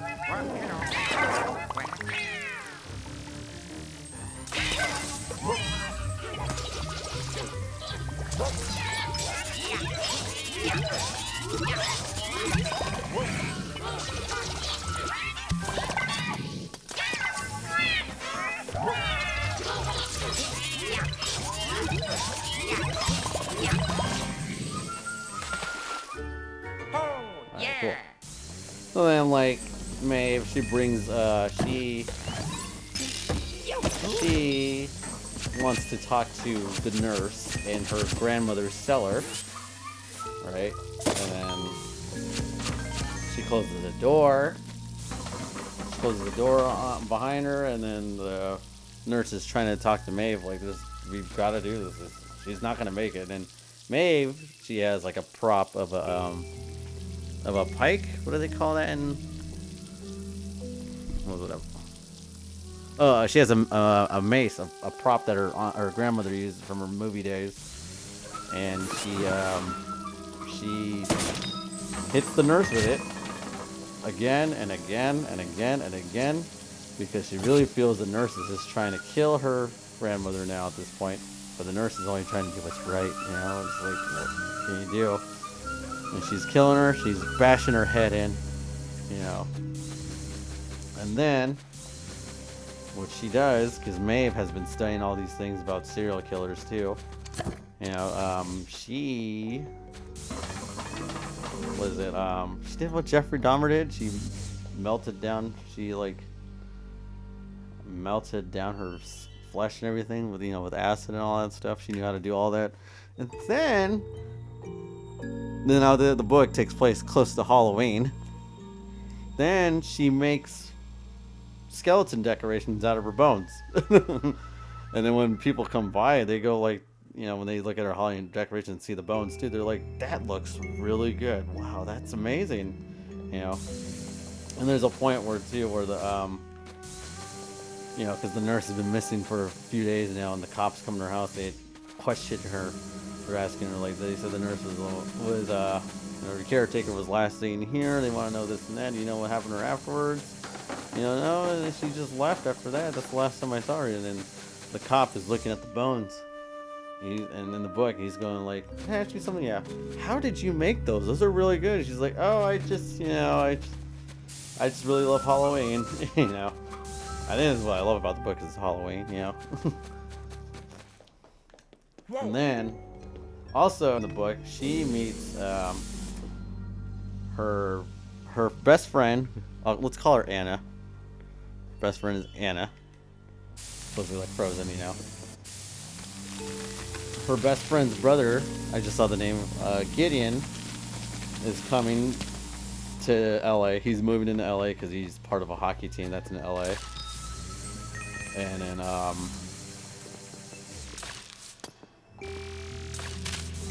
she kind of gets close with Gideon but first she doesn't like Gideon because he's like a transplant, like how we are with SF transplants, they're like, oh, you're just, he's kind of a transplant, he's like a top hockey player, but she doesn't care about that. She's like, you're moving into my town, hello, get out of here, we don't want you here. But she kind of gets to know him, and she finds out like, oh, they're into a lot of the same things, like all these horror stuff, they're in Halloween and everything, they're into a lot of the same things. At the same time, she's worried about her friend Anna because her friend Anna's trying to become an actress, and she's been dating this agent. The thing is, though, this agent has been very, like, how do I say this? Like low key, kind of like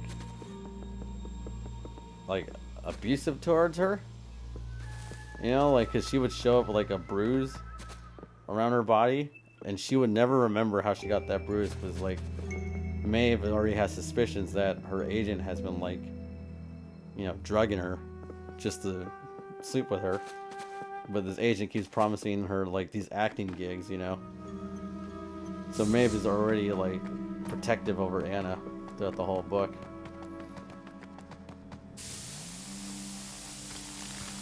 Get that.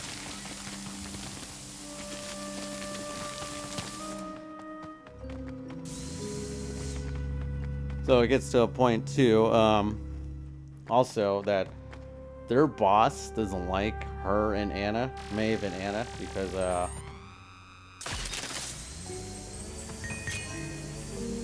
just because of like how good they are at their job, but also just because their boss talks a lot of shit to them too, but they always talk shit back.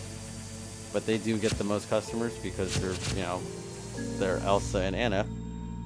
We say, oh god, am I getting flagged for that again?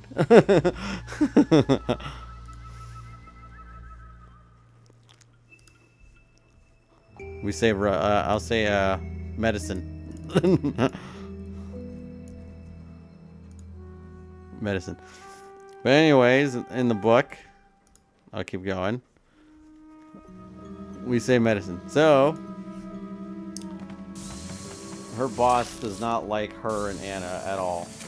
Like, she's always trying to find a way to get them fired, but like, because sometimes they show up like kind of hungover, or they show up like Anna shows up like she's like doing, she's sniffing stuff into her nose on the job just to stay awake, you know.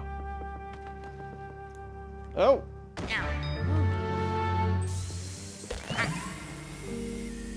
So she's sniffing on the job, but the boss can never prove it. But they're so good at their jobs, they get the most customers, they get the most attention from children, because that's what counts when you're a Disney princess. You get the most. That's what they're saying in the book. If you get the most attention, if you're Elsa and Anna and you're getting the most attention, that means you're doing a good job as your character, playing your character, and they're really good at it. So then, in the book, Maeve and Anna's brother, Gideon, they get really close. They find out they love a lot of the same things. He knows a lot of the stuff she likes, music and everything, horror movies, all this stuff. And he's one of the top hockey players in the LA team right now that got hired. He even tells a story about like how he had a best friend that I'll say this, I don't want to get flagged again on TikTok, that self-deletes himself. He said that when they were teenagers, like he said he watched his friend jump off the bridge, and then he tried to stop him, but it was too late. But then in the book, right, so they're getting close. Anna and Maeve and Gideon, they're getting close now. They're hanging out a lot. I mean, they're hanging out a lot. Like, woo! Spicy a lot. Like, in the book, it's spicy. They get a lot of details of the spiciness of their relationship, And they're talking about, like, what is it? What are they talking about? What's this? Basically, they're hanging out a lot, but I forgot to mention how they run into each other again when they actually start hanging out. Is that she goes to this hotel, and this guy pays her just to this guy pays her at a hotel. He's like an executive or something, like I think he's like a producer or some kind of like agent. Pays her just to I guess shower with him. They shower together, they hang out, basically, those things, right? And then she sees Gideon at the hotel too, the same hotel. This is like a high-end hotel too, same hotel with a model, and he tells her they're just hanging out. He's not really into her like that, but she's like, this model's really hot though, are you sure? Like, And then so back to where I was saying, they start to get to know each other, how they're into a lot of the same stuff. He was saying the model's probably only hanging out because he's a top hockey player. How's my connection? Oh, still good.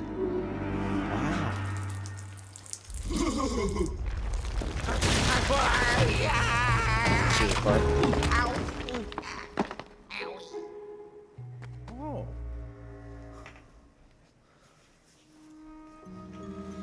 So then,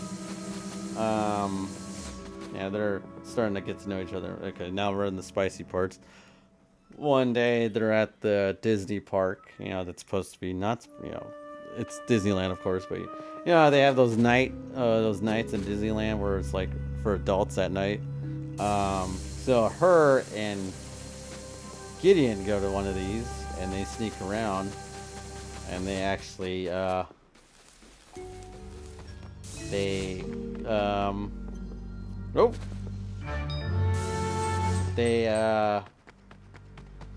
what can I say? They engage in like this in one of the Disney tunnels.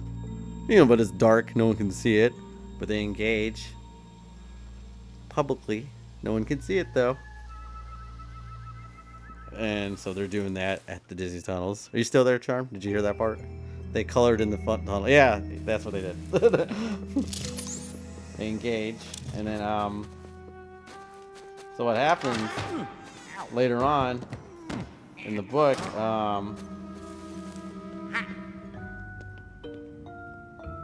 her boss actually, the Mickey police. Oh, there you go. Her boss actually saw them do it, but she didn't say anything at that point. But she took pictures, and she showed it to her boss, the one that runs the the Disney princesses. Got her fired. Got her fired for it. So then, Maeve, it's the only job she has that she loves. She loves being a Disney princess. She goes nuts. She starts tearing up her house. Well, parts not her grandmother's room, of course, because her grandma's in there. She starts tearing up her house, and then she actually finds the American Psycho book that she's been reading, and then she gets like these thoughts where she goes back to her job to try to get her job back, and then she offers her Aurora always been a tattletale. She offers, there you go, we'll give that name. Well, she offers Aurora. No, she knows that Aurora was also sleeping with was sleeping with her boss. We'll say Mickey. Aurora was sleeping with Mickey, the top boss. She knows about that, but she never ratted them out. So then I forgot. Let me read that part.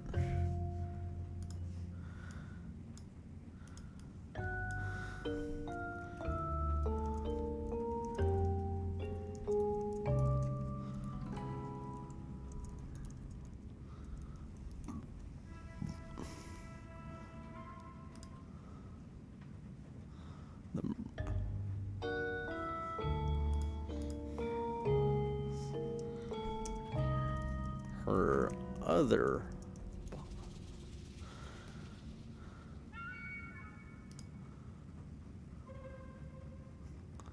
that's funny, they call it fake Disneyland on Google. Ew, a pun? Ratted.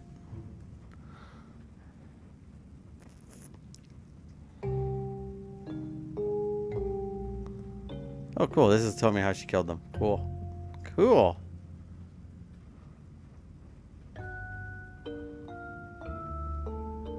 So basically, her boss, Aurora, she's been trying to get Maeve fired, but she doesn't have real power over them unless her boss, she tells their boss, Mickey, So then, Mickey, she found the photos. I mean, she took photos of Maeve and her boyfriend, Gideon.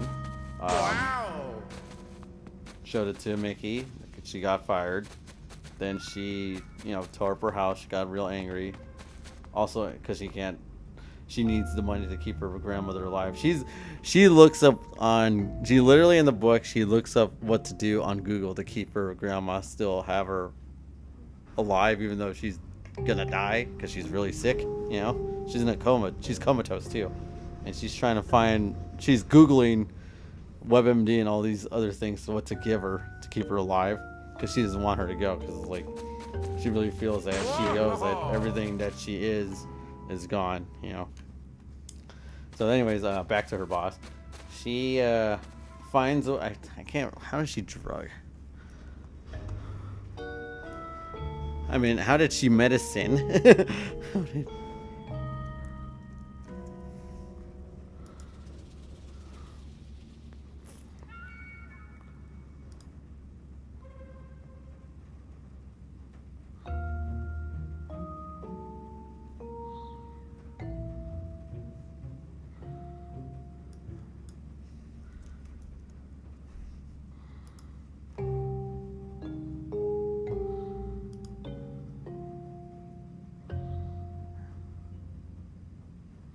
Well, I don't know. It's not really giving detail. Well, she finds her boss, and she finds a way to medicines them, and then she drives her boss, and she drives Aurora and Mickey back to her house, and she's just talking about music the whole time, you know, which is pretty cool in my opinion, because like I would do that too. I used to do that a lot, just talk about music with random people. Anyways, actually I still do that. So they're driving, you know, they're like, they've been kind of like, you know, sniffing the chloroform that knocked them out or some whatever. They're like, they're half awake but half knocked out, but they hear everything she's saying, and it gets to a point where she brings she kind of drags them to her basement, and Mickey is trying to crawl out. He can't move. That's how much medicine he's been ingested with. And then she with the knife just, you know, like that.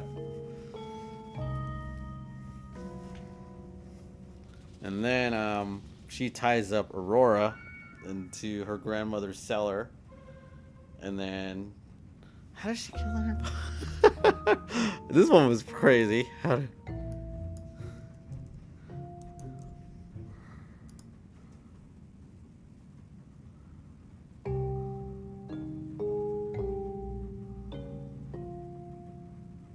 No, that's how she kills her.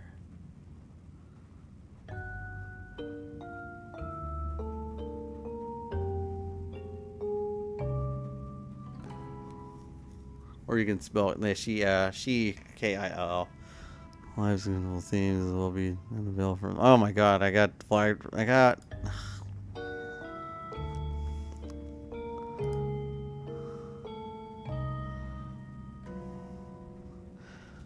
It's okay. It's okay.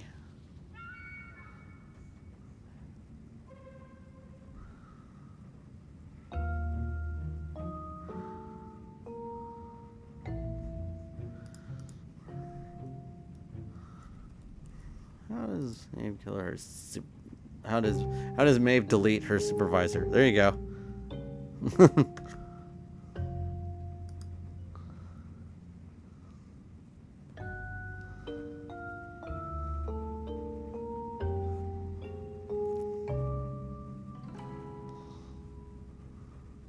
Oh, okay, I remember now.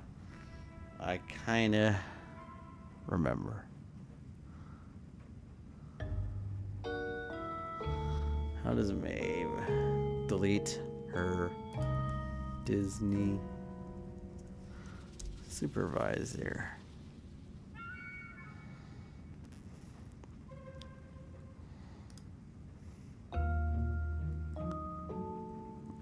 Okay, I already read the part. I already talked about when she deletes the nurse. This keeps giving me that same one. I'm trying to. Okay. Well, I'll just say like how she does it. Right? She has a pipe, right? And she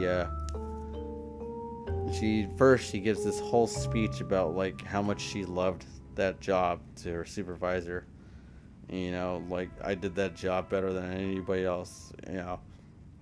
It's like she's saying it's the one thing that was keeping me, you know, is the one thing that made her happy was being a princess. But she was like, it was the one thing that kept her, that let her be a princess, but also because no, it was the one thing that, you know, she gets to hang out with kids, but it was also because she got to be a princess. Wow! She just liked being a princess, as she was saying. And she's wearing the dress in the book, and it's like covered, you know, in red paint. I'll say red paint because TikTok's flagging me for all these things. I'm surprised TikTok they really are listening there. I'm amazed. How many times did I get flagged there? But anyways, So, if I remember in the book, hang on. Like,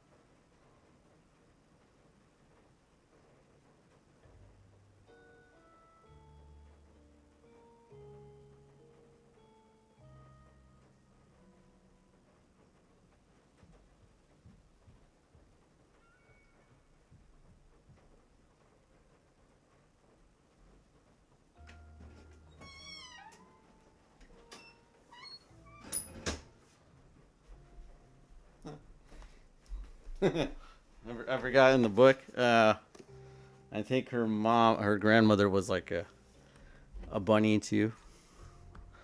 For Hugh Hefner, magazines. She loved her grandma. She loved that her grandma was part of that lifestyle. She loved that her grandma taught her that lifestyle. But she also learned that her grandma was empowering and knew how to take care of herself too, because being a female at that time. So in the look for it.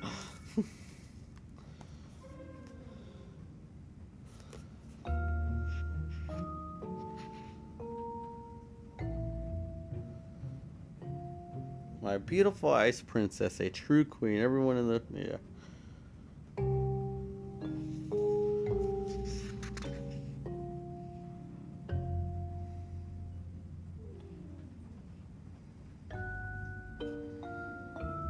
Oh Lord.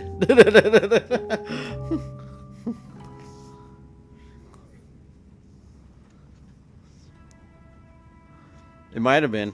They don't really say. She was just caught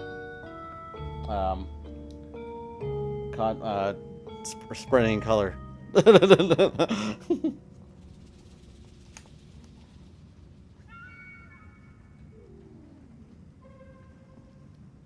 Oh, that's why she freaks out. She kills her. I'm sorry. Deletes her boss because being a Disney princess was her dream job. It was her dream job in the book. It was her career, but how she does it is that she takes a pipe, right? She has her boss tied up, and her boss is like kind of exposed. And she has a pipe, right? I might be explaining this wrong or right. I don't know. She takes a pipe and she has acid, and she drives it into her.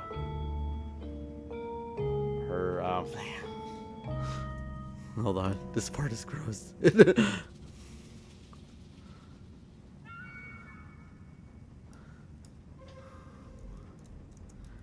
Maeve.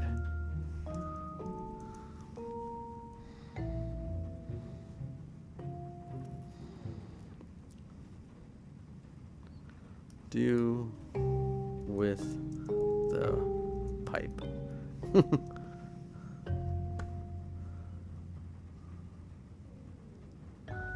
I'm gonna read it out. I'll read it out. Let me look for that.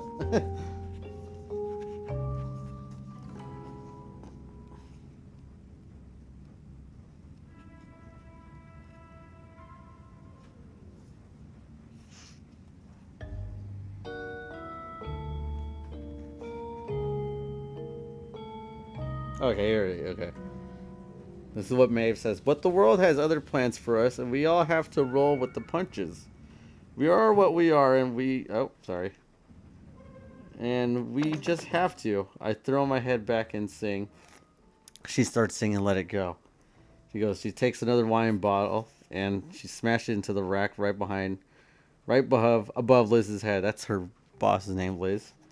Liz screams, and then Maeve reaches for the pipe and the acid, singing the song "Let It Go," letting the words flow through in and out of her.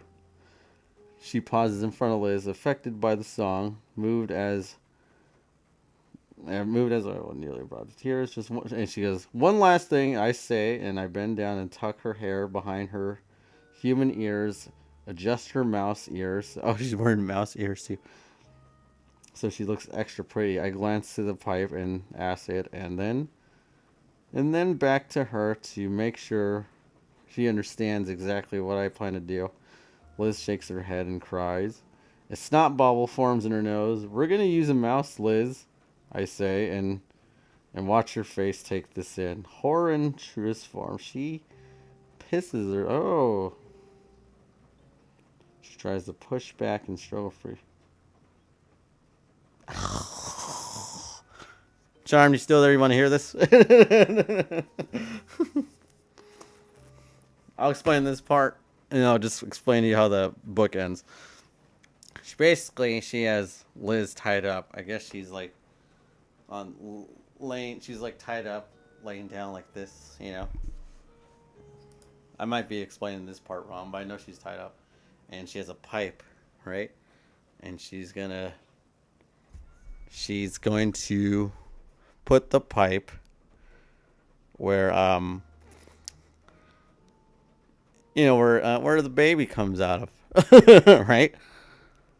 And then also Maeve, she has a mouse, and she's gonna put the mouse in that pipe. She has a couple mouses.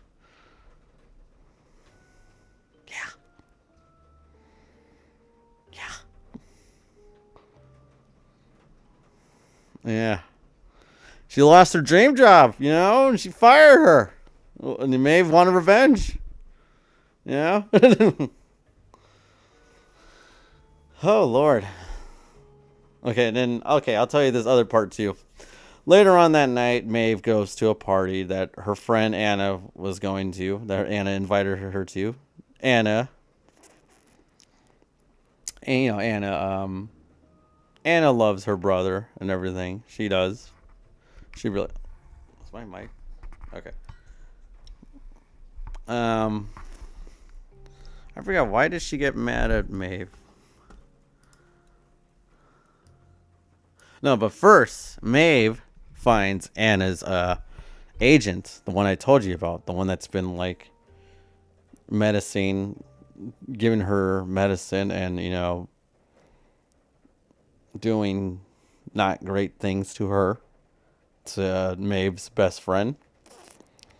So Maeve takes it upon herself to throw herself at Anna's manager. And Anna's manager is surprised. And Anna's manager wants to give her, a drink with some medicine in it. And Maeve goes, "I don't drink." Oh, Maeve goes, I'm not really, I've already had enough drinks, but let's go to the bathroom. I have some more things to give, So, Maeve, how does she,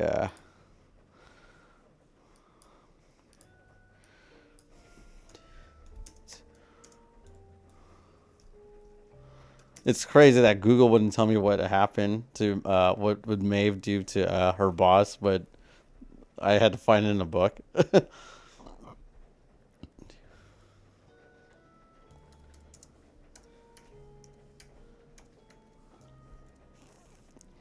Basically, Anna's manager is also like her boyfriend, but her boyfriend's a creep.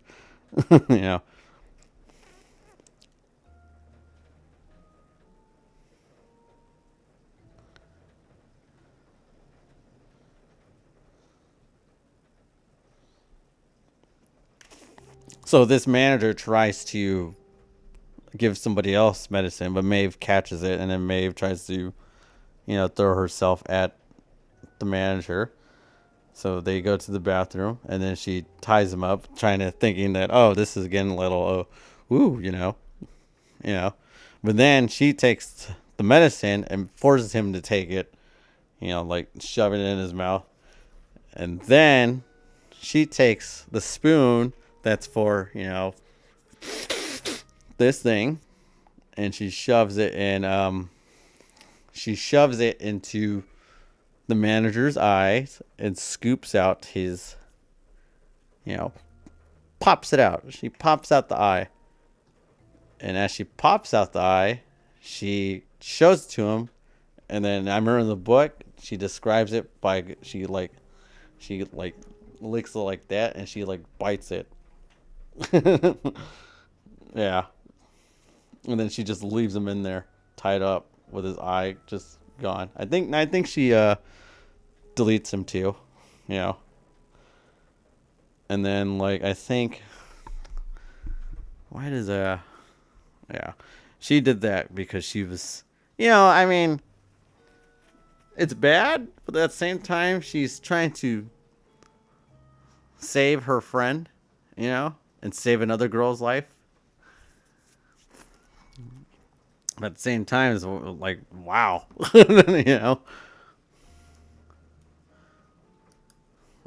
What else happens? So in the book, damn, I feel like I'm slowing down now. What else happens? I forgot. Her and Anna get into a fight. It had something to do with her brother. I think. Why did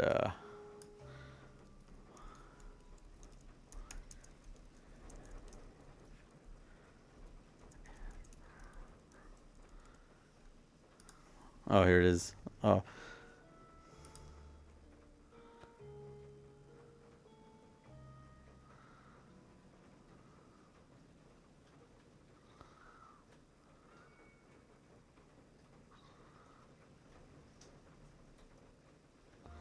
Why did Maven?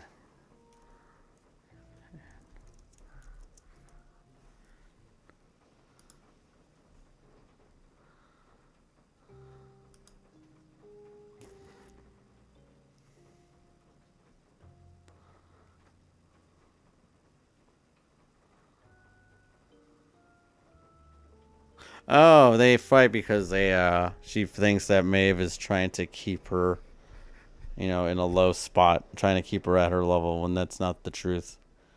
She's just trying to because she hears that Maeve went to the bathroom with her creepo rape grapes boyfriend. And she thinks that Maeve was sleeping with him, when in reality she was just scooping the eyeball and deleting him. So then Maeve and Gideon, before all this, they got into a fight too about they don't get into a fight. It's more I forgot what happens there, but I just remember Gideon comforts Maeve, and then Maeve is they go back to her place. They're just drinking. They're about to get comfortable again with each other. But then she forgets that she didn't lock the cellar door. So then she's trying to find him. Gideon's not anywhere in the house. And then she goes down to the basement, and then she already knows that he's down there, and she has that prop mace again. And then she's he finds her boss's body, just a lot of I'll say her confetti hanging out, and there's mice everywhere. There's a mouse on the floor, and Gideon's just staring. In the book, is that he's staring, and then Maeve is bawling, crying, because now she has to kill her boyfriend. And Gideon turns around, and then she's like, you weren't supposed to know about this. And then Gideon goes wait, hold on a second, there's something I need to tell you. And then she goes, it's too late. And then she starts attacking him. She starts hitting him in the head, and he's trying to explain her about. He's trying to say something about his friend. His friend, the real truth, but she doesn't stop killing him. Stop this and that and that. Sorry, deleting him. She starts deleting him, but then when after it was over, she finds a note, something he was trying to tell her, that the truth about what really happened to his friend. And what really happened to his friend is that he deleted his friend. And that's how the book ends, is that she's all alone now. Her grandmother's probably already on the verge of that. She's deleted her nurse. There's other people she's deleted, but she's deleted her boss. Her friendship's over. She deleted her friend's creepo manager, and now she's deleted the one person that was just like her. She deleted him out of panic and rage, but also because she didn't want to get caught. But then she didn't realize that the one she was in love with was just like her. Yeah, that's what happened. And that was this book that I read. Okay, that's enough now. That's good.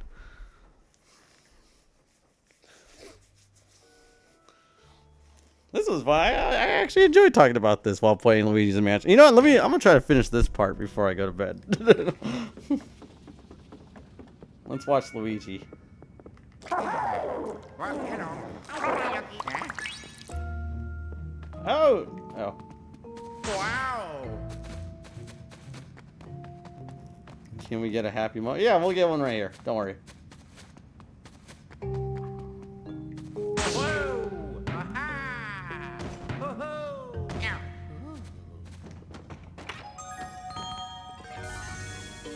I kind of want to edit this thing. Just like... I'm going to make a video on that. I'm going to edit this whole thing. Just try to cut it down to what... call it... Gino talking about the books you read.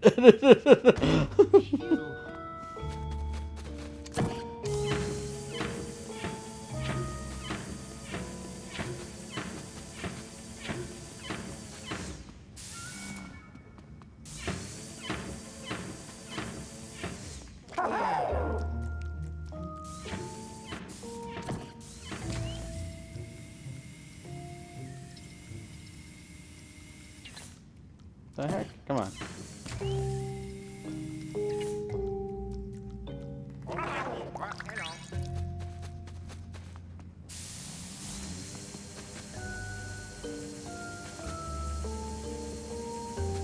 Wow. Monthly book reads by Gino. Ah, I like that. Whoa. That means I really have to read my books.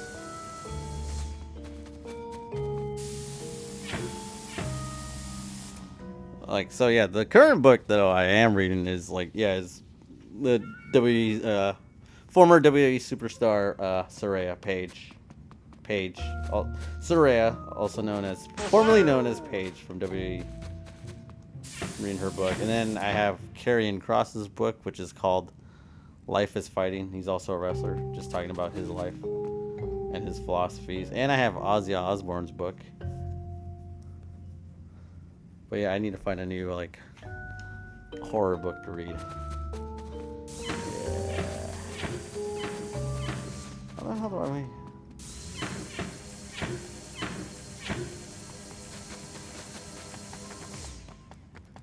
Wow.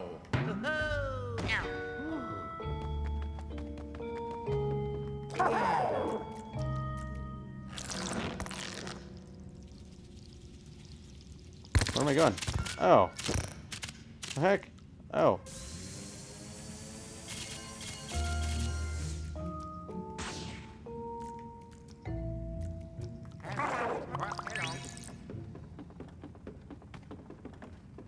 Wow. Wee. Ho-ho. Ooh. Phew. Whee!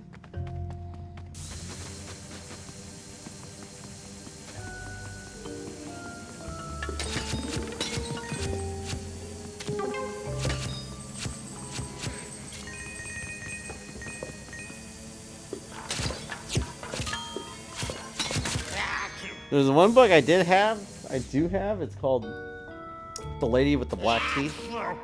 It's like it's about a haunted house in Japan. It was kind of whack. I don't remember much about it. That's how much I didn't like it. I don't remember what I read in there.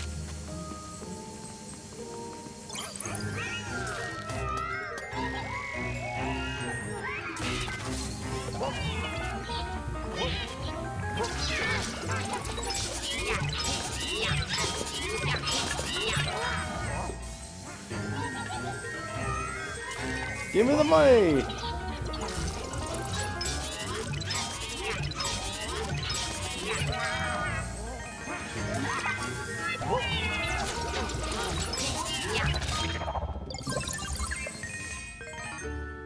Oh, yeah.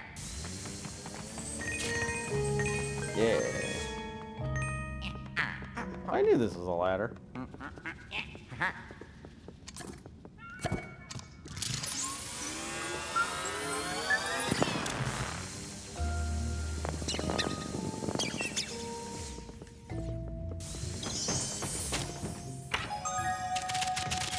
25K. Thank you. Oh.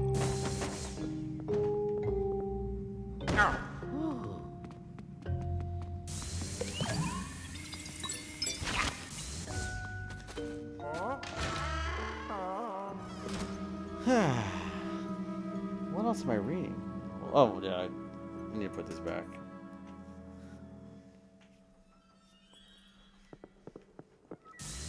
Oh, and I was reading the Code of the Bushido. Reading philosophies from samurais and strategies. I don't remember too much on that, which is kind of bad because some of that stuff was kind of cool to read. Yeah. You. Samurai. Yeah. Oh crap. Ow. Ow!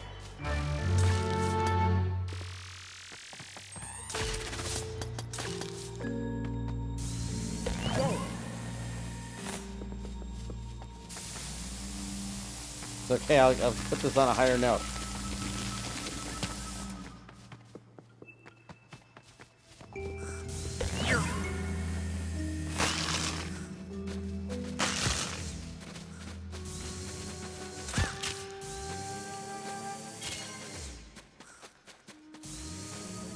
Whoa.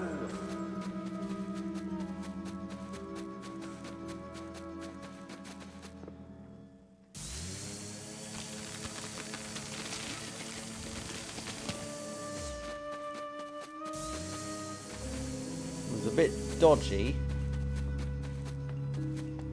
That book was kind of nice. No, the one I'm reading about Soraya. She's talking about how the smells of the wrestling ring. Her little wrestling promotion with her family when she was a kid, with her mom and dad, and like how she'll never get the smells of the ring and all the glue and everything. It's a smell that it's a happy smell to her.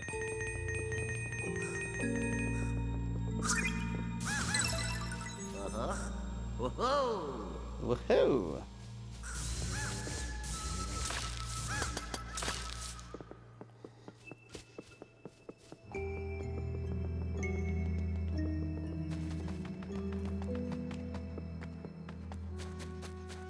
Wow. What am I supposed to do here? Something's supposed to happen, right?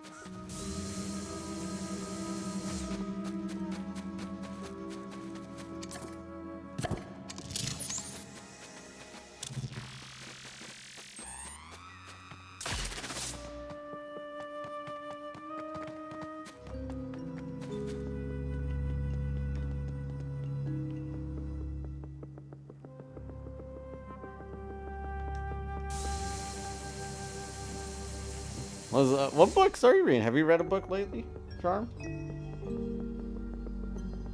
Oh, I know what I'm supposed to do. Okay, I remember now.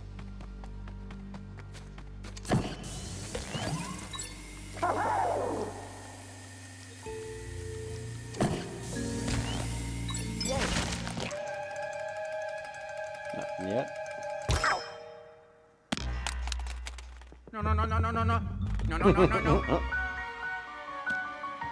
No.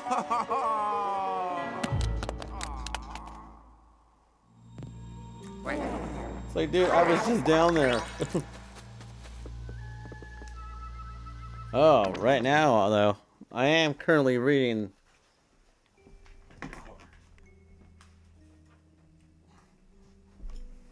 this version of Spider-Man. This is interesting. I got this at a White Elephant, but in this universe, Uncle Ben is still alive, but Aunt May died. He's not Spider-Man yet, too. He's like a full-grown. He's an adult. He's married to Mary Jane. He's got 2 kids, May and Richard Parker. And his Uncle Ben works with Jonah Jameson. They're like close friends. And in this one, he's not Spider-Man. Well, he's not Spider-Man yet, but then Iron Man, Tony Stark from another universe, gives him tells him who he's meant to be, and he gives him the radioactive spider. And I think nanomachine suit. I'm trying to remember how he got. I don't even know how he got that suit, but he gets bit by the spider and becomes Spider-Man, and he's trying to learn how to be Spider-Man. It's like a whole new origin story, but like an origin story that already happened, but it's happening again, but in a different universe.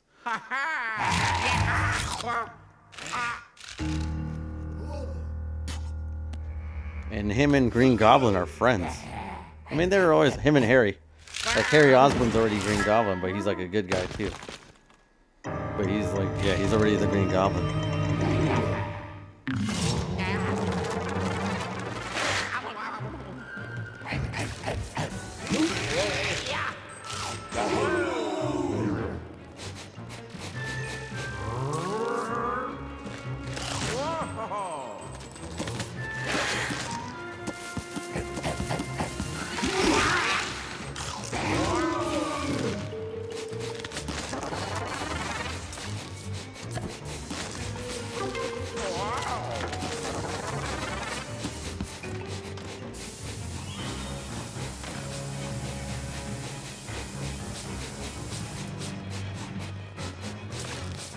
So this was happening? Oh, okay.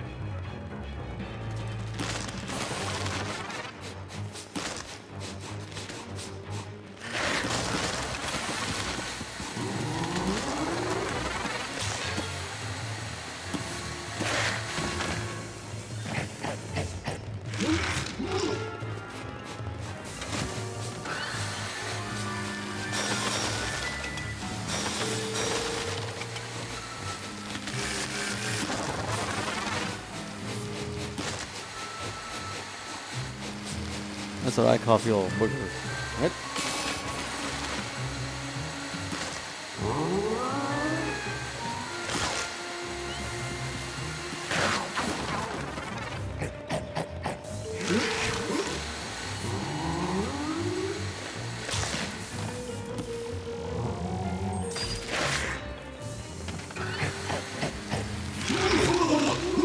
Oh yeah.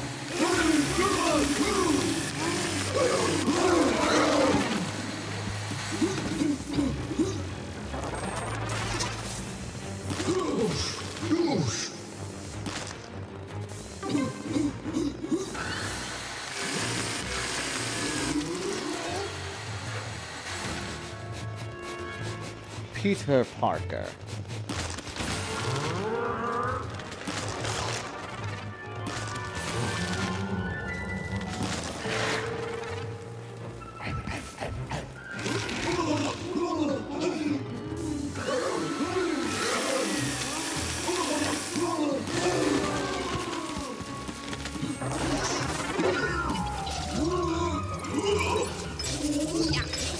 There we go.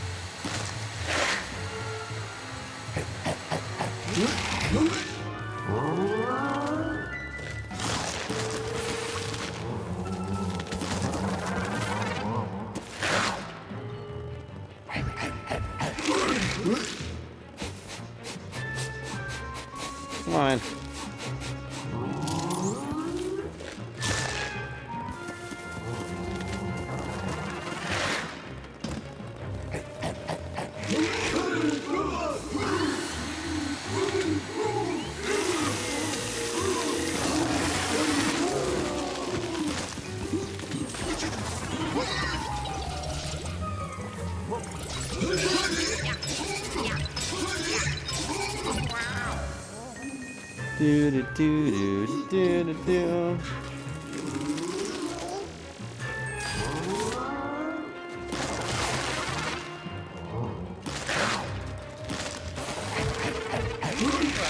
Oh!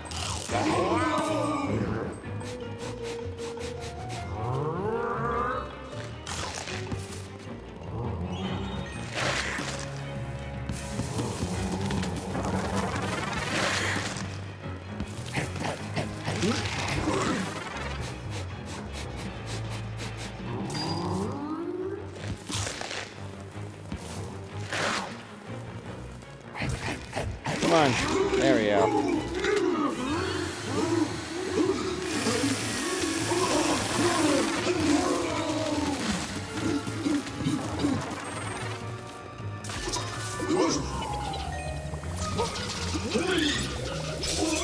It's over! Oh wait, it's not over? Oh, it is over.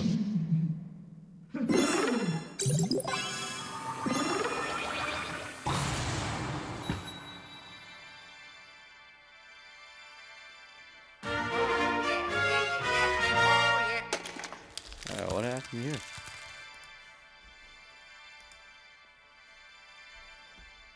Oh, nothing happened here. Nothing happened. We're fine.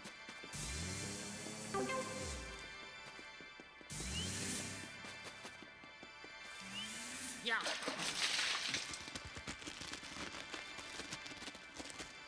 Yeah, it's like the old Mario. Some Mario games. Climb up the vines. Oh. Yeah. I did it. Love the animation. Love the animation. Alright, let me just get to the next floor. Then I'm gonna be done.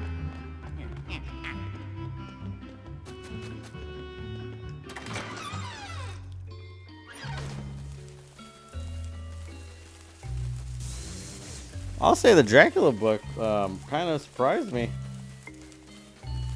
Because in the book, he's yeah, in the movie, like other movies, they always portray him as like, you know, trying to find his lost love too, at the same time. And in the book, he's just a straight up monster. That's all he is. They say they didn't give him the whole trying to find his lost love until years later.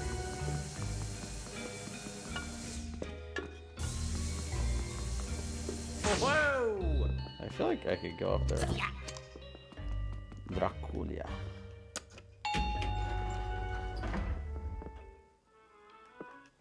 Oh, yeah. Ha ha. Yeah. Playing this on my TV, because I usually play this downstairs. My TV downstairs is 4K. On my TV's 4K. Oh, yeah. You could see like Luigi's like fabric on his suit, his hat. Mario. Mario. Mario. Mario. Mario. Alright, that's it for me. I'm done. Just gonna read Saray's book now. Oh, let me see this part first. Oh, it's like one of my favorite parts of the game.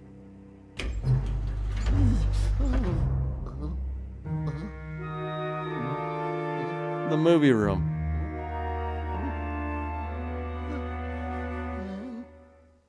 Alright.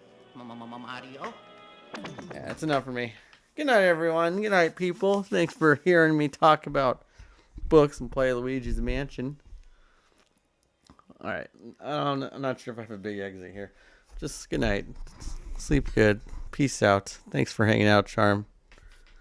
Thanks, Coat Captain. Be excellent. Be cool. Be amazing. I'm gonna go drink some water. My throat's getting really dry now.